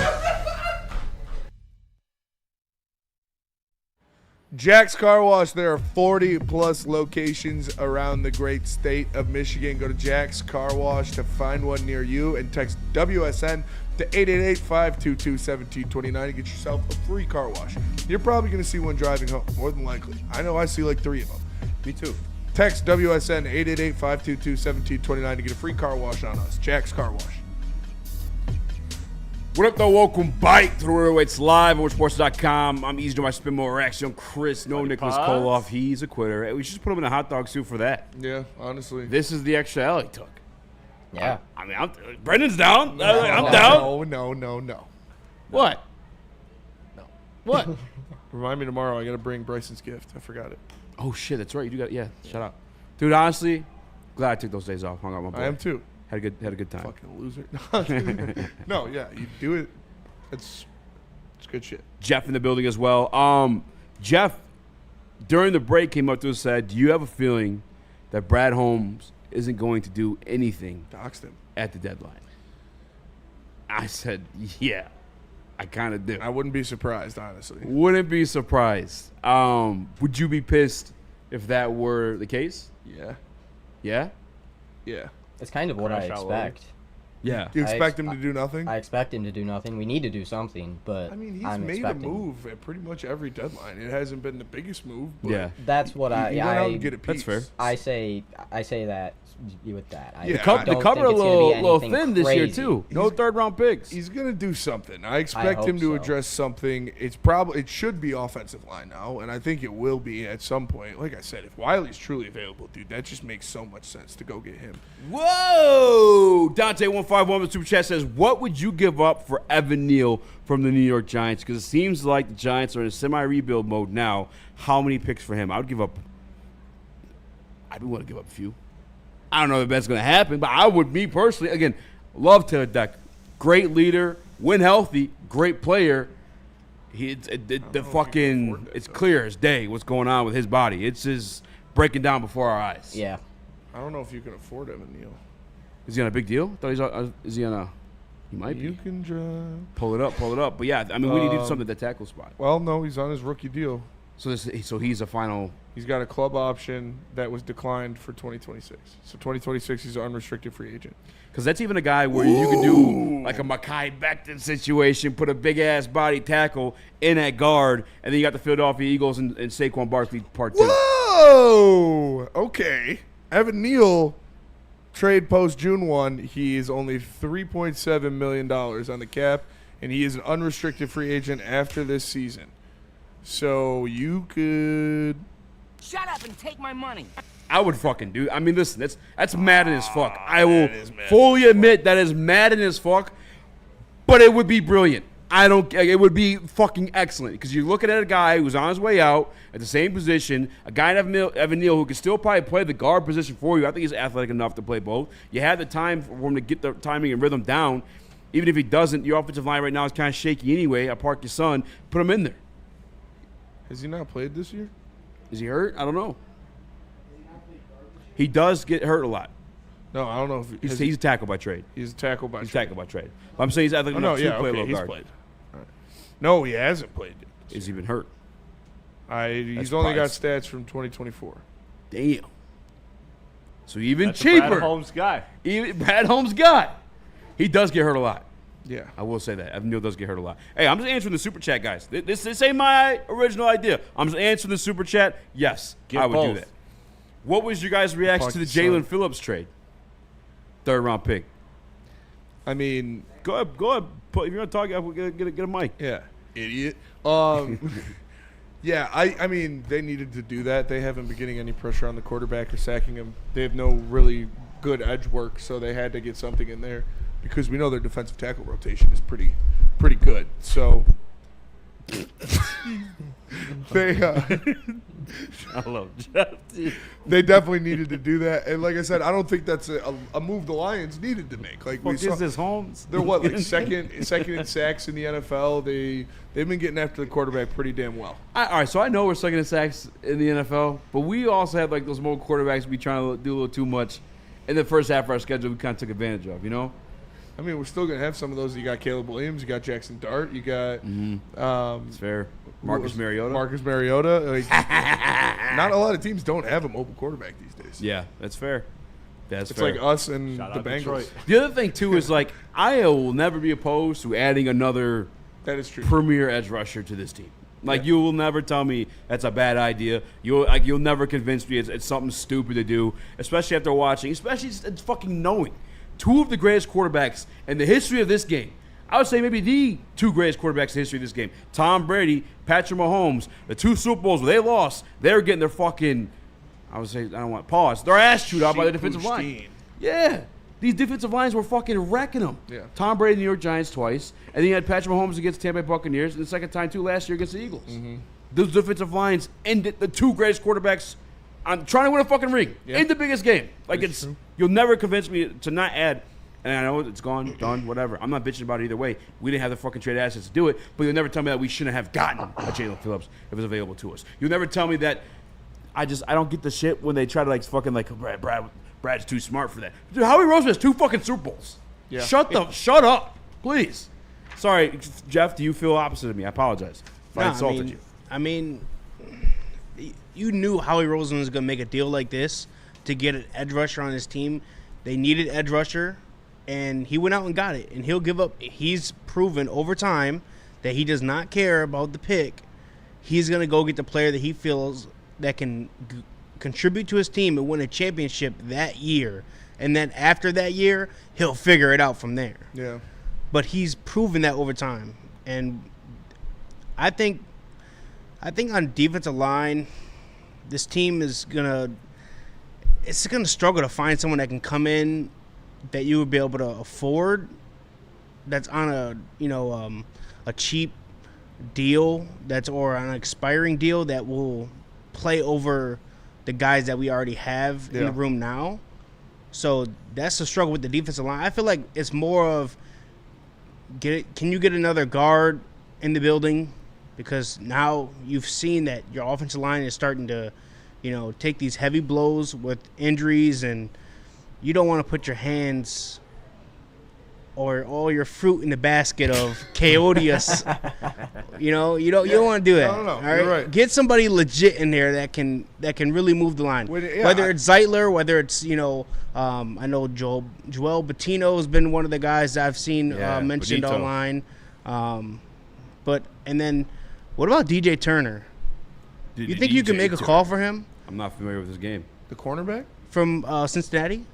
Nah, you don't need a. He was a Michigan guy. Yeah, he's still on a rookie deal. He's been playing really well for Cincinnati. He has. He has been playing really well. I don't think they're gonna get. We're not gonna get this splash guy. You're not gonna get this starting quarterback or this edge rusher that's gonna go opposite of Aiden Hutchinson. If they get somebody to start on this team, it's going to be on the offensive line because that's where the holes are. Yeah. I don't think they're going to make this splash trade to bring in a guy to change or reshape how a room looks. I just don't think so. I think they're going to get a good depth piece that provides them some backup and that provides them some flexibility. But if they do get someone to start somewhere, it's going to be on the offensive line. I'm not mad at that. Listen, they could address either one of those. If I'm prioritizing anything in a Madden world, I'm looking at some of those premier offensive linemen. I know they're not going anywhere. But yeah, probably going offensive lineman Andrew first. Wiley, dude, why not? I'm going probably edge, second, corner, third. It's so hard to, get an offensive lineman because teams aren't willing to give Andrew offensive Wiley, linemen up. Andrew Wiley is going to get traded. He is going to be on a different team before tomorrow is over. The Lions need to throw their hat in the ring, and the Lions, I'd be willing to give up to, I don't want to say a fifth, but probably a fifth-round pick if we can get him in here. I'd definitely do a sixth. I think it goes for like a seventh, dude. 31 That's years what I'm old. saying. I would do a Only six. 1 year left. I would do a six to make Just sure make you sure can you get it. Brad won't do it, man. It would make so much sense to me to bring him in here with the versatility, with like his Michigan roots. By the way, when I crashed out too, after the Tesla trade, not the pick, the trade situation like this. Yeah, I mean, you just got Jalen Phillips for a third-round pick. I love Tesla. I think he could be brilliant. You know what I'm saying? I think he's got the tools to be good. Right now, you got a kid who's playing punt coverage, and you have Jalen Phillips. You know what I'm saying? Could have popped in there. That's just all, you know what I'm saying? In the Super Bowl window, I feel like that's where a third-round pick should be going, though. And it's not like a little bit more important. It's not like the offense is looking. And it's not like your Can't wide receiver stop. room, brother. You have Amon-Ra behind him. You clearly had plans to re-sign Jameson Williams, and that happened. Like, what are we doing? That's why I crashed out. Let me give you guys some names of some players that And he's could be white, gross. That could be, potential, up for grabs around the league that would be coming back to the Lions for a second stint. Are you interested in Evan Brown? Evan Brown. Are you interested in Evan Brown, the center from Arizona? Kevin Zeitler, the guard from Tennessee Titans, and are you guys in on Ife Melifonwu coming back? Just Zeitler. Out Out of all those, it'd be Zeitler. Yeah. Evan Brown was a backup anyway when he was here, and I was like, But he played well. yeah, he did. but And it he's was like- versatile. He can we play got versatile guard guys here and now, center. though. We got Cologne who plays guard and center. Yeah, but You know? Evan Brown's a upgrade over those guys for sure. Yeah, probably Zeitler in that one, just because he ran this system. I'm really good on well. Iffy. I've heard Iffy a couple times. Well, I mean, what's he going to do for us? We're good at safety. Yeah. We're good. All right, let's go to break. We're going to come back. We're going to keep talking Lions. Shout out to Anakin Sky Ogre. Said, as mad as I am, bitching about it changes nothing. Wise sage advice from the Fed in the chat. Let me tell you about Sharon's Air Conditioning and Heating. Make sure you tap in. They've been family owned and operated since 1981. Damn. Listen, if you are a DTE customer, you can get a free furnace tune-up with Sharon's. Sharon's Heating and Air Conditioning. They do it all. Heating and cooling, water heaters, generators. Go to SharonsHeating.com or scan that QR code to book your appointment. Sharon's Heating and Air Conditioning. Get ready for the ultimate sports experience. Join former University of Michigan star and NFL sensation Braylon Edwards alongside the charismatic Shep. Braylon Edwards, touchdown Michigan! As they break down the latest in sports like never before. Tune into the Braylon Edwards Show with Shep. Touchdown, Braylon Edwards! Weekdays from 2 to 4 p.m. only on the Woodward Sports Network. Don't miss out on hot topics, insider insights, and the banter that keeps you coming back for more.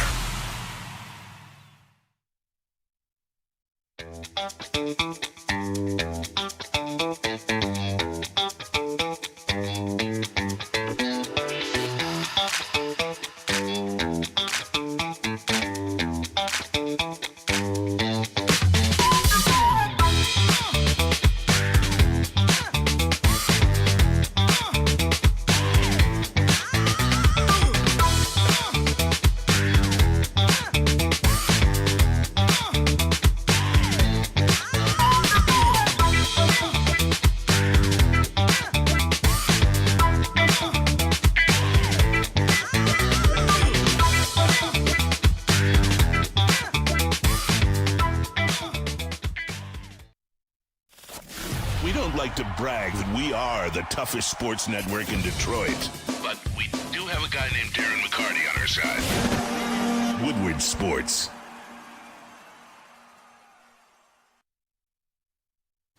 All right, guys, let's talk about something that takes your chill game to a championship level. That's Gold Crown. You know the slogan, smoke like royalty. Gold Crown is a Michigan brand through and through with some of the finest cannabis products in the state. Whether it's the Crown Jewel gummies packed with flavor and effects that keep you vitamin, or the infused Jester pre-rolls that hit harder than a Lions linebacker. Gold Crown is all about giving you top shelf quality without the royal price tag.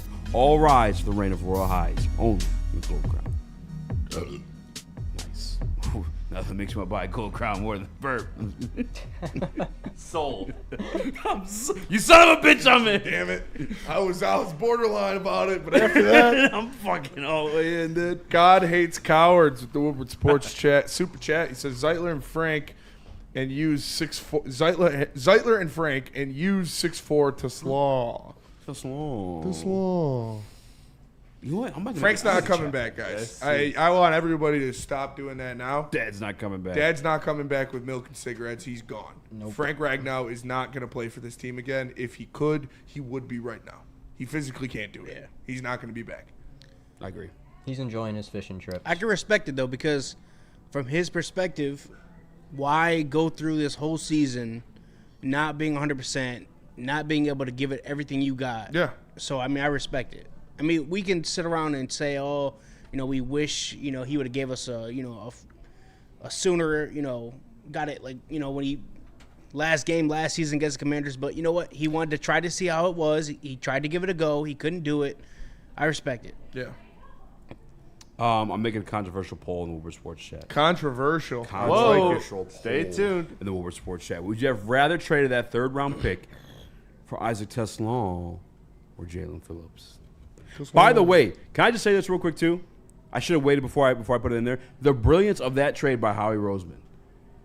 If he gets paid, Phillips, if he gets paid in this offseason, does really well alongside Jalen fucking Carter and Jordan fucking Davis, who's probably gonna do well against, gets a big contract in the offseason. I mean, you can't retain him, or even has a great statistical season. Howie Roseman's gonna get a comp pick back for him. Unless they sign some people, but they probably won't. Well, it's a formula. It's like if it's like a formula of like what they did that year, what you lost, and what they signed for. Yeah, because if they sign for something more than you could have signed them for, it's like, all right, we got to hook you up. Then. But still, if you sign somebody else to replace them, you don't get the comp. That's it don't matter. Like if the contract he signed is more than what you like, we didn't get one for DJ because Carlton signed something pretty much equal to. It's like a difference like $4 million. Yeah, that's what I'm saying. Yeah. But if you don't sign someone to that equal of a contract, like Jalen Phillips signs a big fat one, they're going to get a comp pick. Yeah, that's what but they're probably going to re-sign, so they need an edge rusher, so they'll probably sign. Can they afford him? I mean, I don't think they can afford him long term. That's why I say they're Howie not gonna Roseman. sign him, no. His goal is always to win this year, and then I'll figure the rest of this shit out after. It's a sicko fucking brilliance, though. He's still going to get like a 5th, 4th round pick for losing him and free agency. It's like a straight rental. You gave something out, but you're going to get something back. Like that was, in my opinion, totally worth it. But that's all he drafts. That's all he drafts. Round 1, round 2, round 3. It's defensive lineman. That's all he drafts. He's good, man. Howie Roseman's good at what he does. Great at what he does. One fucking Lions fan, Spinny is right. Easy. About what? But I am right. Shout out. Spinny is right. He's actually left-handed. I am left-handed. So you are wrong. Spinny's left. I golf righty, though. Weird. Oh, my God. Get off Howie nuts. The cousins are coming out. It's like a bad signal.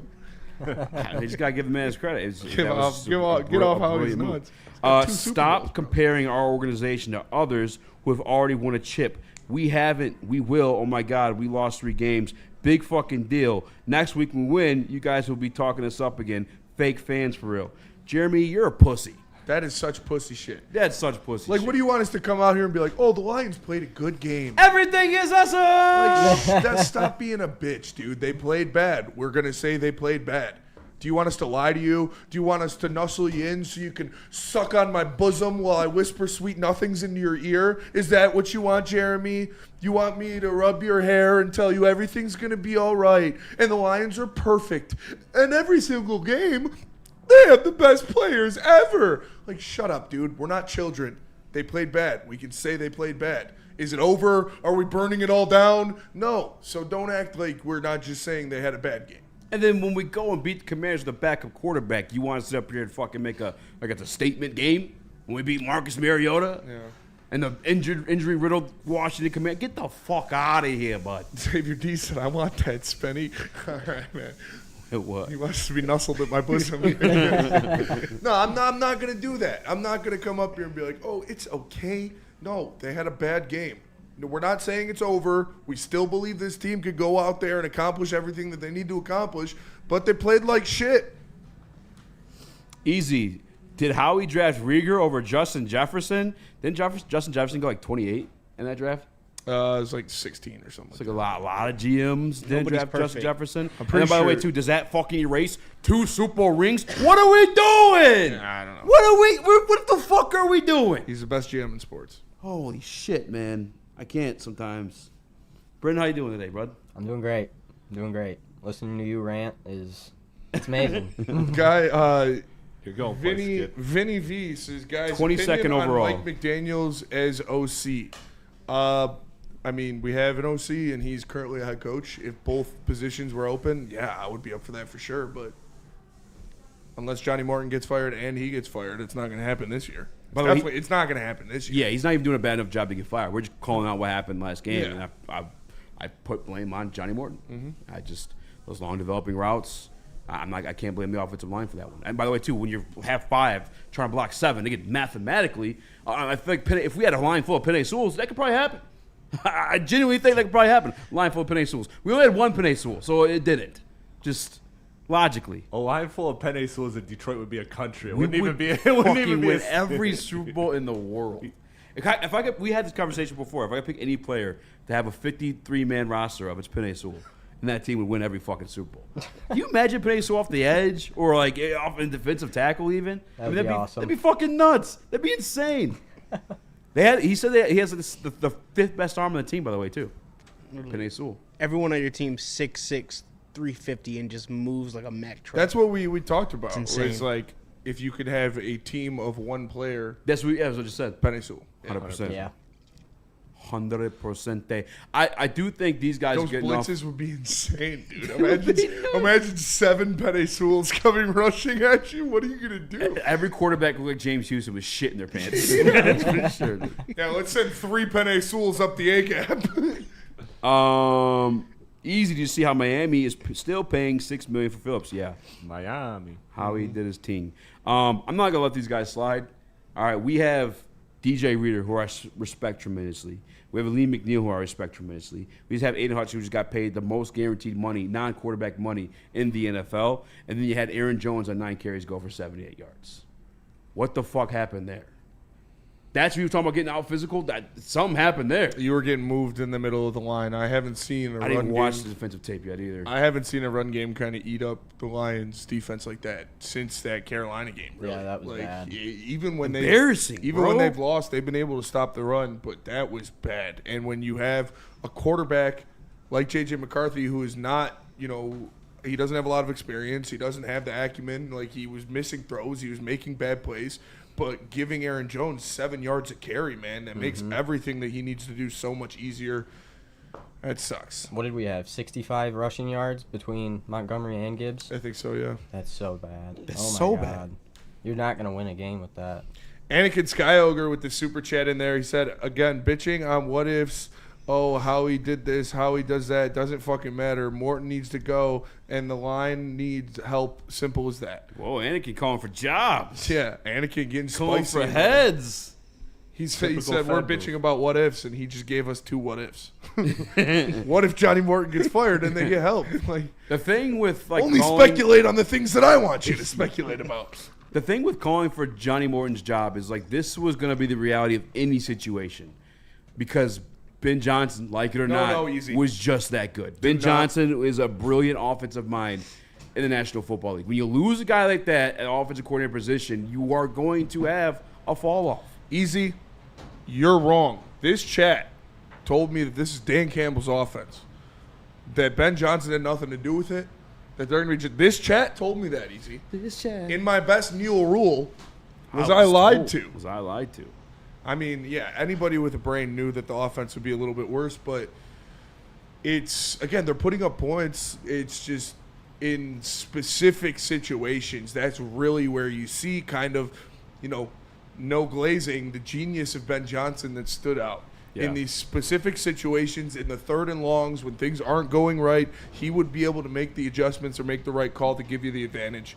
John Morton has not proven that he can do that so far in this season. And I'm not even getting I don't have as bad of a taste in my mouth, but what concerns me is big piece of our identity is running that football, and you got to see that done at a consistent level, and you have the pieces for it. It's just like, what is going on? That's the part that blows my mind a little bit. Because you still have Hank Fraley, who coached that offensive line up, and you still have Jahmyr Gibbs, who we consider top 3 running back in the game. If not top 5, still top 3 in my opinion. He is top 3. Yeah. And Dave Montgomery is still pretty damn good himself. And people aren't talking about Frank Ragnow enough. Vikings fans, your window is closed. Frank Ragnow was arguably the best player on this team up until his retirement. And he was the best center in the league. Oh, yeah. That is not something that is easily replaceable. I do think that Tate Ratledge is going to grow into a all-pro level offensive lineman in the NFL. But we knew that wasn't going to be right from the gap. I think he's better than what we were expected to get out of him right from the jump. For sure. But I agree to that. Losing Frank hurts, man, and Graham's done what he can, but you can't just replace, he's probably the best center in the history of the franchise. That's not just something you replace. And this is, because I saw a couple comments in the chat, like Goff changing players on the line. Do you have the one where I said Goff sends Gibbs on Metellus? Can you run that one real quick? Yep. Let's go to break on this first, blitz real quick. Let's just go a little bit over. Okay. I ain't gonna go deep in depth with it. But watch this play. They go ahead, making their reads, making your checks. Gibbs goes in motion, comes back to their side, where he would have picked up Harrison Smith on the right there. But then Goff, you can see he points to Metellus 44 because he stepped up. Then they shift. But that's a simulated pressure. Boom, Harrison Smith's the one with the pressure. If he had initially stayed in where he was going to block initially, Harrison Smith, if you let it play one more time, I don't know if you see it because the way we're boxed in right now, but Amon-Ra wide open for a touch fucking down. But again, I'm not even bitching at Goff for that one. It's just like, that's going to happen. It's just good by Brian Flores. It's Brian Flores, yeah. See Amon-Ra right there at the top of the screen, wide open, wide fucking open. But again, that's just, you got to give credit to those guys too, man. Like, they drive Benzes too. Yep. You know? All right, let's go to break. Come back. Kennedy Detroit Lions defense wake the fuck up. I mean, I didn't watch tape to tell you guys what the fuck happened there. I mean, I saw a little bit of it. It was fucking gross stuff. I mean, that was not the most disappointing part, but a big disappointing part for me. Run for defense? Sure. Yeah, dude. Yeah, it was bad. Dude, you have the body. There's just no excuse. No there. excuse. But let me tell you about Mad Packs. Go to madpacks.com to find a store near you carrying the best product in the game, whether it's the high-low pre-rolls, the Boom Shakalaka Tarantulas, the THCA Blizzard Pack Fused Moon Rocks, or any of their top shelf strains. Just go to getmadpacks.com today, and you can find it there. Mad flavor, mad high, Mad Packs. Love Woodward Sports? Love wearing clothes? Then you should be wearing Woodward Sports clothes. Check out our full line of merch at woodwardsports.com. Just click on shop. We have all your favorite designs, like Dan Campbell kneecaps, Woodward Golf, and of course, our own logoed out merchandise. Men, women, infants, kids all love Woodward Sports. Impress your friends. Impress your boss. Impress your dog. Buy Woodward Sports merch today.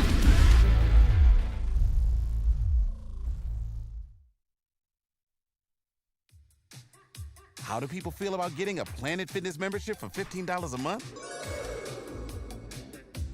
How do they like working out in a clean and spacious gym that's filled with equipment for every workout?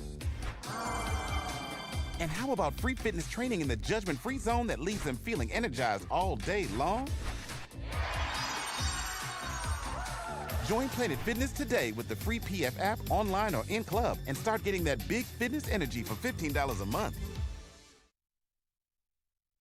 Congratulations to the real Coach of the Year, Motor City Dan Campbell. Just put your head down and go to work. It's about to be fun, man. It's about to be fun. Woodward Sports.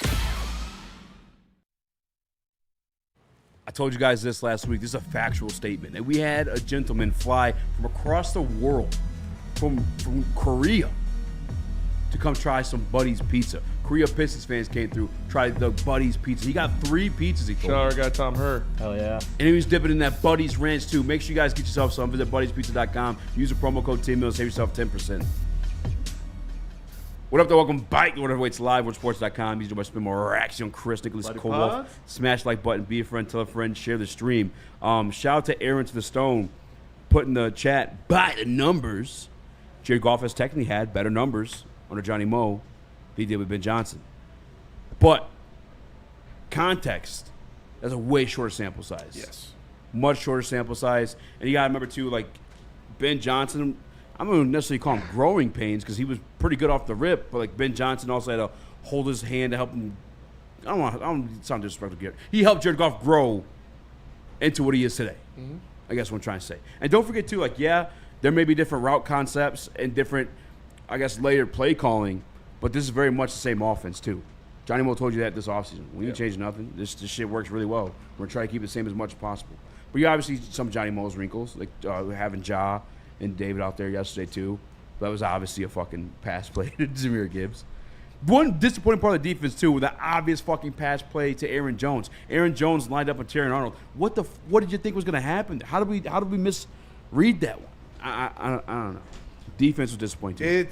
It was just a disappointing game. It was an ugly game to watch. I did not feel good. I did not like it. I don't want to do it again. 10 out of 10 wouldn't recommend. Takeover LA says, you guys said the defense would be better with Kelvin Shepard. The defense has been better with Kelvin Shepard. They have. Bitch. Fuck yeah, boy. Do you think the defense is better, Brendan, with Kelvin Shepard? Yeah, I think they've been way better this year. I like Kelvin Shepard. I like what he's doing.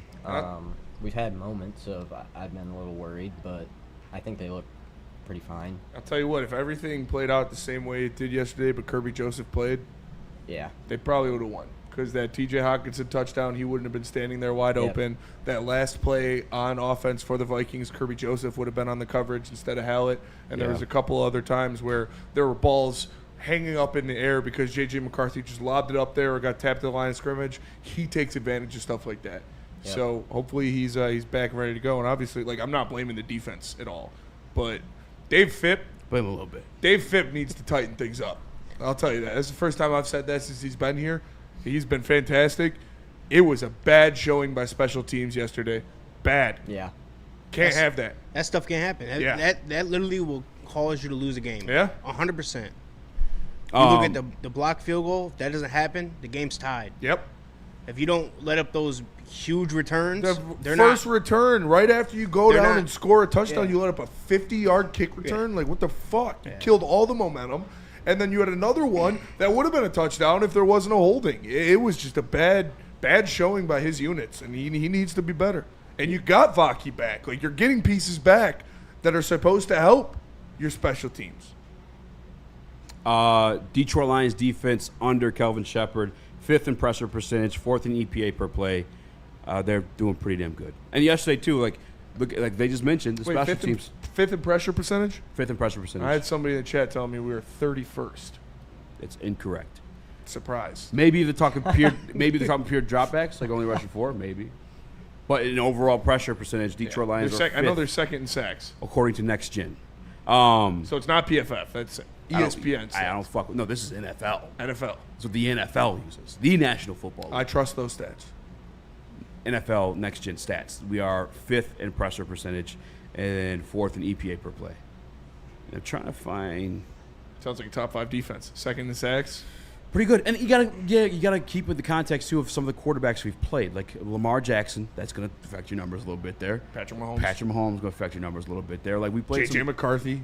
Stop God, it. dude. Shut up. You know how we ran with the fucking thing? Like Patrick Mahomes never beat Jared Goff. They got that going now with JJ McCarthy. It's gonna fucking burn until Christmas Day. My question that earlier. It's disgusting. That is disgusting. I flipped it earlier when I said the statement, Second this and team sacks, can't win without an elite offense. Can this team actually win defense versus Super Bowl this season, Spencer? Can their defense be the carrying force, or does it have to be the No, their offense? defense can absolutely be the carrying force. When you look at the playmakers that they have on that side when healthy, when you get Terrion Arnold, fantastic game. Jack Campbell playing like the first team All-Pro linebacker. Aiden Hutchinson, Defensive Player of the Year candidate. Kirby Joseph and Brian Branch, the best safety tandem in the National Football League. Like, when you're healthy, when you're good to go, they have one of the best defenses in football. So, and they force turnovers, and they're opportunistic, and they sack the quarterback.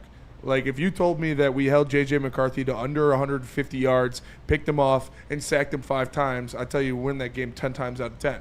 But unfortunately, the run defense wasn't that good. And you were obviously situationally bad offensively, and you had stupid penalties and turnovers. So if the defense plays like they did yesterday, you win most of those games. So, yeah, I do think the defensive can be the driving force, but the offense can't keep putting them in shitty situations with turnovers in their own zone, with 3-and-outs, with bad special teams coverage. Like, you're not doing anything to help them. Yeah, I don't want to shun the defense like completely, but yeah, you got the blocked field goal that put them right in the red zone, the return kick that put them right in the red zone, and the fumble by Dave Montgomery that put them right in the red zone. Like J.J. McCarthy had 143 yards because he was fucking at the 30-yard line. Remember the Tennessee half the time game? he's starting these drives. Yeah. Exactly. Yes. Like similar to that one. So it's like I can't completely shun the defense. Obviously, we didn't do them any favors, but I'm not gonna sit here and tell you they're bad defense or whoever this LA fan is. Shout out, welcome to Woodward Sports, by the way. Shout out. Smash the like button Thanks right here. for supporting. Yeah, I'm not here with that one. But what about here for that. the defense leading this team to a Super Bowl? Do you believe that it can do that this season? Kirby coming back. If Davenport can stay healthy when he comes back. DJ Reed. DJ Reed. I forgot about DJ Reed completely. Yeah. I do. I think we have the makings of a varsity athlete. No, You never had the makings of a varsity athlete. I think we have the makings of like a championship defense simply because we have the shit that we can get after the quarterback and we have guys that cause turnovers. Those are two things. I look at the Super Bowl champions, runs, and it's like those two things, right? Getting after the quarterback. I mentioned Tom Brady, Patrick Mahomes, and turnovers. Turnovers are always going to help you win football games. So like Kirby Joseph comes back, turnover fucking king. Brian Branch known to be a turnover king. I'm sure he'll be elated to have Marcus Davenport back in there with him and some of the other secondary members. Terrion Arnold, again, quietly had a dog-ass game. Also, did you see the pass breakup he had on Justin Jefferson? Yes. Like, what the fuck? Where did that come from? In the red Aren't zone? you supposed to be hurt or something? Listen, I am like, finally got a pick. It's hard to take away anything from this game and be positive about it because we lost and we got embarrassed and we looked like shit for most of it. Terrion Arnold played a great game. I told you he was going to get his first interception. He got his first interception. Jack Campbell was fucking everywhere. everywhere in this game, making plays in the backfield, getting sacks, tackles for loss. That run game. And then Aiden Hutchinson had a good game. That sack was nasty. It was nasty. J.J. McCarthy did a fucking front flip. I don't know. I still don't know how that happened. Because the girth and size of the meat missile was too much for him to handle. Yeah, Jack too Hill much for probably that going little to be twink to handle. an All-Pro this year, to be honest with you. Should be first team All-Pro. According to Advanced Analytics, Lions have had 3 of the worst offensive games of the top 5 since Campbell been hired. I mean, I could see that. Yeah, Like he says, but Morton is totally fine. I don't know anybody that said that. Have you been listening to us? We said they need to be a lot better, and he needs to improve. Yeah. Oh, this year through the worst. Yeah, I mean, offensive line, part of that too. Because not only are you missing Ragnar, you've had multiple games now also without Decker too. Or not even 100% Decker too, because he's dealing with the shoulder injury. Enough to where they probably should have sat him a few games. But it is what it is. Where you have this one, Jeff? Defense, offense.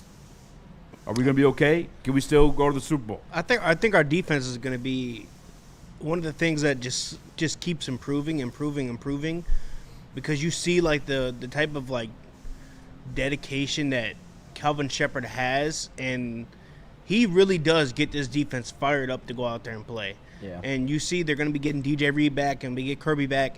Not to mention Malcolm Rodriguez is going to come back. That's, pretty big for special teams as well. Ahmed Hassanin. Yep. I mean, maybe we are good at the, at the defensive spot.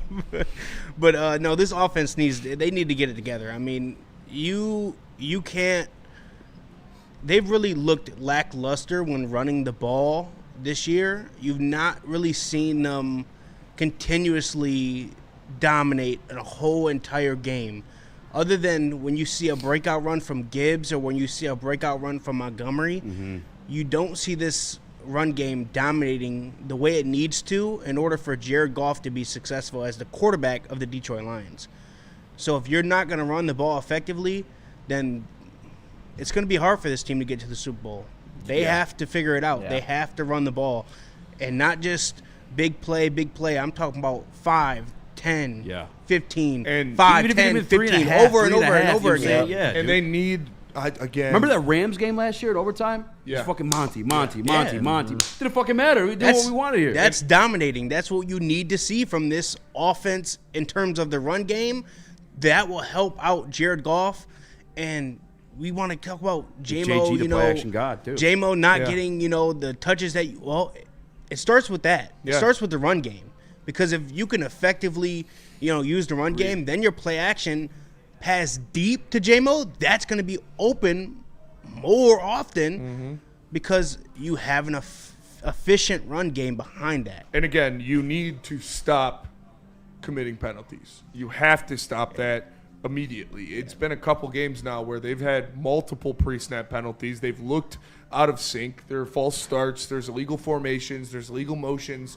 You cannot do that, especially when you don't have the dominant offensive line that you used to, that you could lean on. You need to play ahead of the sticks. And when you keep getting backwards and pushed back and you finally get some momentum and then you have multiple pre-snap penalties, you can't do that. You don't have the bailout of the best offensive line in the league anymore. And when a team knows it's 2nd and 15 and they can pin their ears back and send 6 guys, it's not going to be that good. It's not going to work out in your favor very often. By the way, to Steve's points about the offense, 34-point game, 38-point game, 52-point game. Yeah, I think we'll be fine. Again, a step back was going to happen. If you didn't think that, shame on you. You just didn't respect what Ben Johnson was. Like, these NFL minds aren't fucking praising him on TV or in the coaching realms for no reason. Like, he was nice. He was nice like that. He's a madman. He's a madman. And you've seen that because the Bears were able to pull out a win like that. Yeah. That was crazy. I mean, that's insane. But made my Sunday worse. To your point about By the way, same record as Detroit Lions too. Yeah. 5-3. We beat them though, so we're ahead. Yeah, right. But to your point about the 34 and the 38-point game, and when the offense looks good, it's good. But when it looks bad, it looks very bad. Yeah. Like, that's the difference. It's not consistent. And that's what you need to have in order to be a Super Bowl team.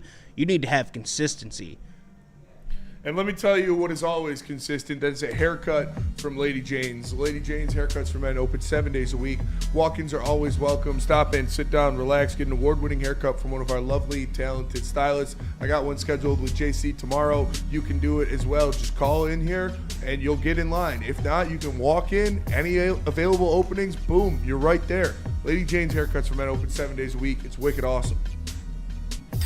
No one gives away more cash and prizes than Woodward Sports. You don't believe us? Here's our latest $10,000 winner. You know, you guys posted, hey, if you guess all this stuff right, you know, we'll give it's $10,000. I'm like, okay, well, why the hell not? And the winning doesn't stop there. How about our Outkick Your Coverage winner? How do you think you won? We got everybody. This guy's got a hot girl. Bigger prizes, bigger giveaways, cash, merch, tickets, and more. All from the biggest sports network in Detroit. No one does it bigger and better than Woodward Sports. Make sure you're following, liking, subscribing on Instagram, Facebook, X, and YouTube for your chances to share in the winning. From Detroit's #1 sports network, Woodward Sports. Walk into any Lady Jane's Haircuts for Men today. Open 7 days a week. Sit back, relax, and enjoy precision haircut, scalp massage, hot leather neck shave, and hot towel treatment from one of our talented stylists. Step up your game this season and take advantage of our $20 haircut special. Scan the QR code and get your coupon today. Lady Jane's Haircuts for Men, the ultimate haircut experience. Open 7 days a week. Walk-ins always welcome. Lady Jane's Haircuts for Men. It's wicked awesome. Detroit has the best sports fans in the world. That's why they deserve the best sports coverage in the world. We are the Woodward Sports Network. Loom Cannabis. Go to loom.com to find one near you. They've got a ton of cool exclusive products like their Buzzin' drink, 7.5 milligrams THC in a can wrapped in bubbles. And it's cold now, but you could still have Buzzins. They got the apple cider edition for the fall months. Delicious stuff. Use promo code WSN30 to get 30% off your order. It's Loom Cannabis. Loom.com. I think I'm going to go to Loom in Berkeley this weekend. My guy Jason told me to tell him when I'm in a Loom, and he's going to give me the VIP treatment. So, but you got checks. Yep. Want to pop up there with you? Yeah. Yeah. Could we get, was it 30% off? 50% About me. WSN 30 is 30% off, but he said he's gonna. I'm pulling up with you. Yeah, hook it up. You know what I'm saying? He's in the building. Jeff, during the commercial break, brought up a great point. Maybe it's from one of you guys in the chat, but he mentioned yesterday's offensive game out of Monongai of the Chicago Bears, Ben Johnson Chicago Bears. And we talking about this offensive run game hasn't been able to get going. This kid averaged 6.8 against the Cincinnati Bengals for 176 yards. Woof. We averaged 3.5 and 4.5 respectively with, I would say, better running backs. Yes. Ben Johnson, very much a part of, I think, their running game. And like I said, man, it's what Ben Johnson did so well was run out of pass sets and pass out of run sets. And we haven't seen Johnny Morton even try to do things like that, where he's running the draws or the delayed handoffs out of the shotgun sets with Jahmyr Gibbs, or he's bringing in the heavy set guys and he's throwing out. We saw it a little bit in this game where they brought in Skipper and they brought in the jumbo package, and it worked. And I just can't understand his refusal to do something like that, to use that jumbo package, because the success it's had in this offense, if you truly watch this offense and studied it and said it's going to be the same, we should be seeing a lot of fucking 12 personnel. And I'm not seeing it. And that was such an important factor of this team the past couple games. Yeah. Or the past couple years, excuse me. Ice Club, injured mobile quarterback stats. How many have been hurt? That's a great point I thought about driving in. It's like, yeah, watching golf be fucking brutal yesterday when asked to move off his spot was fucking awful. But yeah, Jalen Daniels out. A. Smith keep wearing that suit. He likes it. That one's pink. Yeah, that's the same one he was wearing. It's the same suit. I don't think it's the same one. He too rich to be wearing. No, because there's 3 different shades of pink, just like that one. The Was pants, one a the little jacket, purple, and the tie are all different. Either way, another thing too, though, going back to the pull up the injured quarterbacks, you will actually, Jeff. Look at what quarterbacks got hurt this year. How many of them were just fucking running around, dicking around? But to Ben Johnson's run game too, we had that article from The Athletic. We had our guy Tim on, Tim Wynn of The Athletic, and he's talked to offensive or defensive coordinators, and they were telling him like this guy he's just a fucking sicko in this run game. Yeah. He's doing everything almost like counter backwards of like how you're supposed to be doing it. The wham blocks, the counters, the pulls, but doing them all at the same time even sometimes too. And I haven't been paying enough attention to see if we're doing those same things. I doubt it though, because there are risky things. A lot of those times you're inviting those guys to get in the backfield before you take off and take advantage of it. You know what I'm saying? With a lot of those counter plays and shit. So it's like, I don't know. They gotta figure out something. And now you're down on offensive linemen. Doesn't happen. Penne's banged up. Decker's banged up. The good news is Dan did say Dak probably play next week, but won't practice. There's that. I don't know, dude. I'm just trying to. Brad Holmes, save me. Save me, Brad Holmes. Please, Brad Holmes. Please, Brad Holmes. Please, Brad Holmes. Give me Anthony Wiley. We got that clip of Dan Campbell talking about the injuries if you want to run it right now. Yeah. We'll have to see. I'll know more tomorrow. Look, Mahogany's going to be out for a while, long time probably. And then we'll see where Decker's at and Sewell, how they feel. Ratledge came back in, but we'll see. And then, we've got some guys in the hopper. Skip played today for us. We got Cologne, Yodi. We got Nice on Vec squad. So we got some guys. I mean, we'll do what we have to do. We'll fill in, and those guys got to be ready to go. Yeah. And honestly, I'm fairly confident what we got going at the guard spot. It's just that we already can't figure out the run game. The more I'm stewing on that one, I am growing a little bit concerned, just a little bit. But hey, Andrew Wiley out there, 6th-round pick, make it happen, Brad. $3 million, that ain't doing nothing. He's off the books next year. Yes, you got like $20 million in cap space still. Gun to your head, does he make a trade? No. For anyone? No. Brendan? For anyone, yeah, he'll get somebody. We got like a punter. Yeah, like some annoying fourth string long snapper or something. 4th-string safety. Yeah. Yeah, we needed this guy. Yeah, it'll be the difference. This is the difference maker. What was that guy's name? Trinity Benson. Yeah. His fucking crew tried to fucking jump him. Yeah, they were going to rob Easy. Fucking weirdos. Easy, is this crash out going to be worse if he doesn't make it then? No, because I'm expecting it now. Yeah, we don't have any expectation. Now we have like 3 years of it happening. It's like, yeah, if I have expectations, shame on me. Or if anyone has expectations, fool you one time, shame on you. Can't get fooled again. I don't think there's a more opportune time to trade for an edge rusher than when we went to the NFC Conference Championship game. And you can't convince me that it wouldn't have changed things, because it would have. Because the one that was traded for literally was in the Super Bowl. So. Yeah, exactly. The one who specifically wanted went to the Super Bowl and made a play against your team to get there too. So you want that list of some of the injured mobile quarterbacks? Yes. Let's see. First, do we count some of these guys as mobile? Okay, let's hear it. JJ? Yes. Okay, he's been injured this year. Sneaky. Joe Burrow? Sneaky athletic. Nah. He's sneaky. Kind of sneaky. He's kind of sneaky athletic, Yeah. Sneaky mobile, I don't think he got hurt being mobile. No, he didn't get hurt being mobile, but he is hurt. Yeah. Justin Fields with a concussion. Yeah. Mobile. Jaden Daniels, of course. Yeah. Lamar Jackson. Multiple times, too, for Jaden Daniels. And from the previous season, Deshaun Watson, somewhat of a mobile quarterback. R.I.P. But, yeah, those are some of the – but, I mean – it's a give and take because they're different type of mobile quarterbacks. You see what Josh Allen does. He's mobile, but he's very safe with it. Yeah. Patrick Mahomes, Lamar, mobile, but he's very safe with it.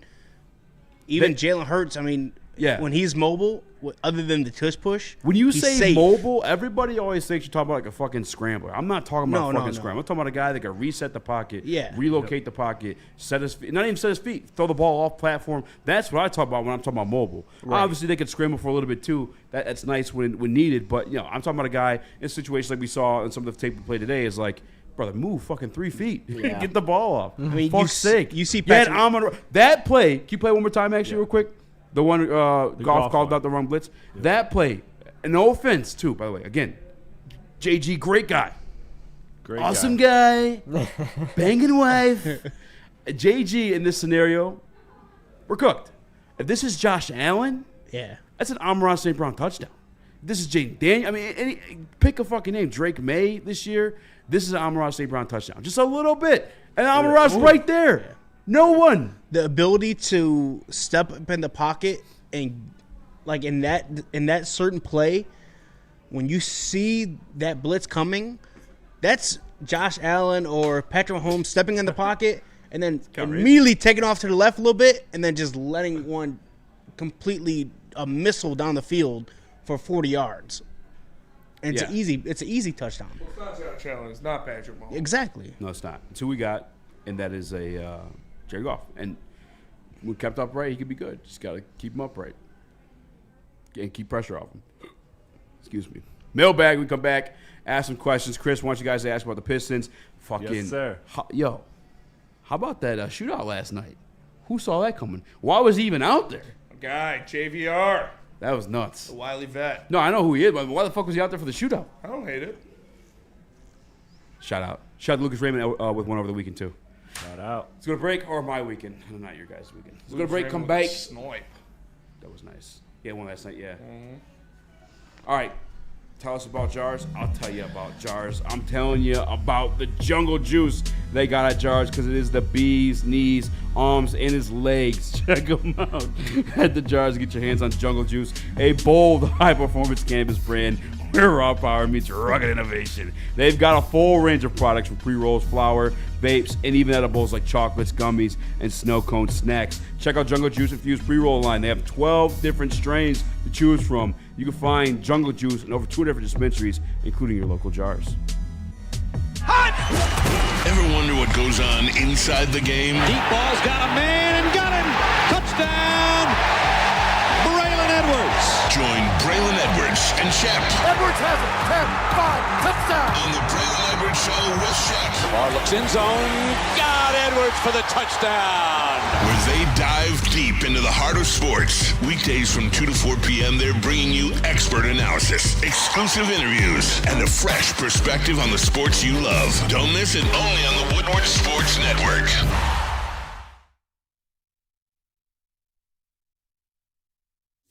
Big injuries, big news. Twice a week, Dr. Jeff Pierce from Michigan Sports and Spine joins Woodward Sports Network for the Injury Insider Report. Big D Energy Tuesdays at noon. Braylon Edwards and Shep Thursdays at 3:30. Get expert analysis and in-depth breakdowns on the latest sports injuries from the man trusted by top athletes in the community, like D-Mac. Whether it's the Lions, Pistons, Tigers, or Red Wings, Dr. Pierce talks us through it all. Don't miss the Injury Insider Report with Dr. Jeff Pierce, your go-to source for understanding the impact of injuries on the games and players we love. Only on Woodward Sports Network. Scan the QR code on the screen or go to MichiganSportsandSpine.com to see if Dr. Jeff Pierce can help you. A ton of fun, a ton of sports, and a ton of man-meat. Welcome to the Woodward Heavyweights, live daily 5 to 7 p.m. on Woodward Sports. Congratulations to the real Coach of the Year, Motor City Dan Campbell. Just put your head down and go to work. It's about to be fun, man. It's about to be fun. Woodward Sports. Caesar Sportsbook, would you like to bet the Detroit Lions take over the NFC North still despite the offensive line? Scan the QR code, use promo code WOOD1000 to get $1,000 back if it don't happen. It will happen, though. I'll tell you that much. It will happen. What up, though? Welcome back to Woodward Ringside Live, WoodSports.com. He's about to spin more racks. Young Chris, no Nicholas Koloff. He quit. He quit. Check it out. Quit life. Check it. Brendan's new replacement. Yep. Shout out to Brendan. Shout out Brendan. Brendan went into some murder the other day. Did you? Yeah, I was on my way home, and there was a shooting that happened like 2 minutes prior to me driving by, and the cops weren't even there yet, and it was rough. Wait, hold on. I didn't have my headphones. Don't. Some dude got popped in front of a bar. Cops weren't even there yet. You saw it. Shot? Yeah. You saw a guy get shot? Yeah, I was like, aftermath. I saw the aftermath. If I was maybe a minute faster, I probably would have saw it. Where at? Yeah, right in Ypsilanti. Yep. Downtown Ypsilanti, about a minute away from my apartment. I seen people get shot. Listen, bro, he didn't see anything, all right? He didn't say anything. Oh, yeah, I met my that's gay true. neighbor He didn't say Donnie. anything. Nope. Huh? I Honestly, met my gay neighbor Donnie. He was pretty cool. What? I have gay neighbor Donnie. Oh, we were talking about someone getting shot and killed. Oh, we were talking about our weekends. He's a good gay neighbor weekend. Donnie. Yeah, he's a cool guy. Oh. He's poking out at ass. He's walking back. Can I buy some sugar? That's nuts. Yeah, it was wild. My friend got shot on Thursday at Southfield gas station. Yeah. Wow. Shout out to Mike. Okay. Heal up. He's okay. Yeah, he's I was alright. gonna say, you good? But I mean, he's a bigger dude, and like it shattered fucking Fly Park both says- bones in the arm. It's kind of nuts. Fly Park And the says- thing too, he was doing nothing. He was pumping gas. Yeah, that's not Motherfuckers too got far to away shoot from at me. a gas station. That's insane. stupid. Just trying to blow up everybody. Have you ever played Grand Theft Auto? What the fuck? Fly Park says, "Stop talking. Don't let somebody know you witnessed a murder." He didn't witness it. He saw. He didn't see blood in anything. the I didn't streets. witness anything. I saw the Seen I the saw the blood in the scene right streets. after it happened. That's true. You want to see a dead body? The reason why I'm not in a hot dog suit, or Nick's not in a hot dog suit, is we tied 3-3. It's coming down to Monday Night Football. I got to pick a score. Nick picked 30-23. Cowboys. So I'm taking Cowboys 30-24. 30-24. He picked what? 30-23. Yeah. So you think it's going to be a bigger gap? Small gap, right? 30-24. 30. You picked 30-24. Yeah. Oh yeah, small gap. Yeah. You should have picked that one under. Damn, You fucking should your pick brains the- out, you huh? should have picked 22. Losing math skills, bro. He says everybody on the block did it. Every house on the block did it. He said, "This is what you had to do. I live there." He gave me cookies after. Damn, Isaac Rhodes in the Woodward Sports Chat. My neighbors got murdered. Damn. That sounds fucking. That's nuts. I don't think I've ever. I mean, I've definitely been around shootings, but I don't know about like a murder. That's I what mean, I'm that's saying. it. Well, I've seen people get shot. I've never seen one get people shot dead. Yeah, I've seen people get shot. I don't know if I've ever seen somebody like Not in person. Obviously, we've all had our Yeah. best score days. I think that's a rite of passage what. for a young. Oh, young like boy. the cartel. Yeah, the cartel assassinations. Cartel videos. I Yeah. actually, I don't know if you guys partook. Oh yeah. Yeah. Live leak was. He saw one the other day. He's seen it in real life. Yeah, he saw it in real life. Jeff, you didn't answer. I feel like you haven't. I've seen those videos. before. His uncle did one. I could tell you a lot. I've seen those videos before, man. Yes, Come on, man. Okay. You ever seen one guy, one jar? What? Don't watch. I never want to see it again. Video. I've never seen. I don't know if I. Oh, is it the what- pulse that guy? No, that's No. Pain Olympics. Yeah. Yeah. That was fake, by the way. Did you, that was one fake, come out yeah. fake? Are you serious? Yeah. I don't think the Oh, one that guy, one actually jar makes was me a fake. little That looks happy. real though. Yeah, that actually makes me a little happy knowing that was Yeah. fake. Yeah. What Why would about, fucking that was nuts? What about the OG? Russian Hammer? No, I have seen that though. That one's That's fucked. fucking nuts. I don't know if I've seen OG, that one. not the OG murder one, but the OG. Don't watch this video. 2 Girls, 1 Cup. Oh, That was yeah. a rite of passage. That's That was a gross. rite of That is a passage right for spec. sure. Yeah. For our time. That was They're younger than disgusting. us. Did you guys? I Yeah, was that there. around? I was. Oh yeah. I was around. You guys both seen it still? Yeah, I was everybody around. my age has After seen hearing it. the Sick war. fuck.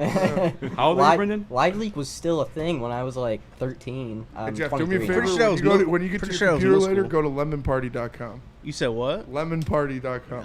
Just type it in. No free spots. Yes, there will be a Pistons. This is gonna be a Pistons pregame. We'll watch. Chris, you tell us. Yeah. Yeah, so I don't know officially what we're doing today, but Dude, I don't still know got what the we're week doing. I don't off. watch the. I don't watch the game. I took What a do you bye mean you week. don't know? Dude, saying I was happy I took a bye. You don't work the Lions games, dude. No, but I still lock in for coverage. And, It's not a chore to watch football, It's Chris. not. It's not, but it is part of the job at the end of the day. I gotta make it sound like a chore to my girl though.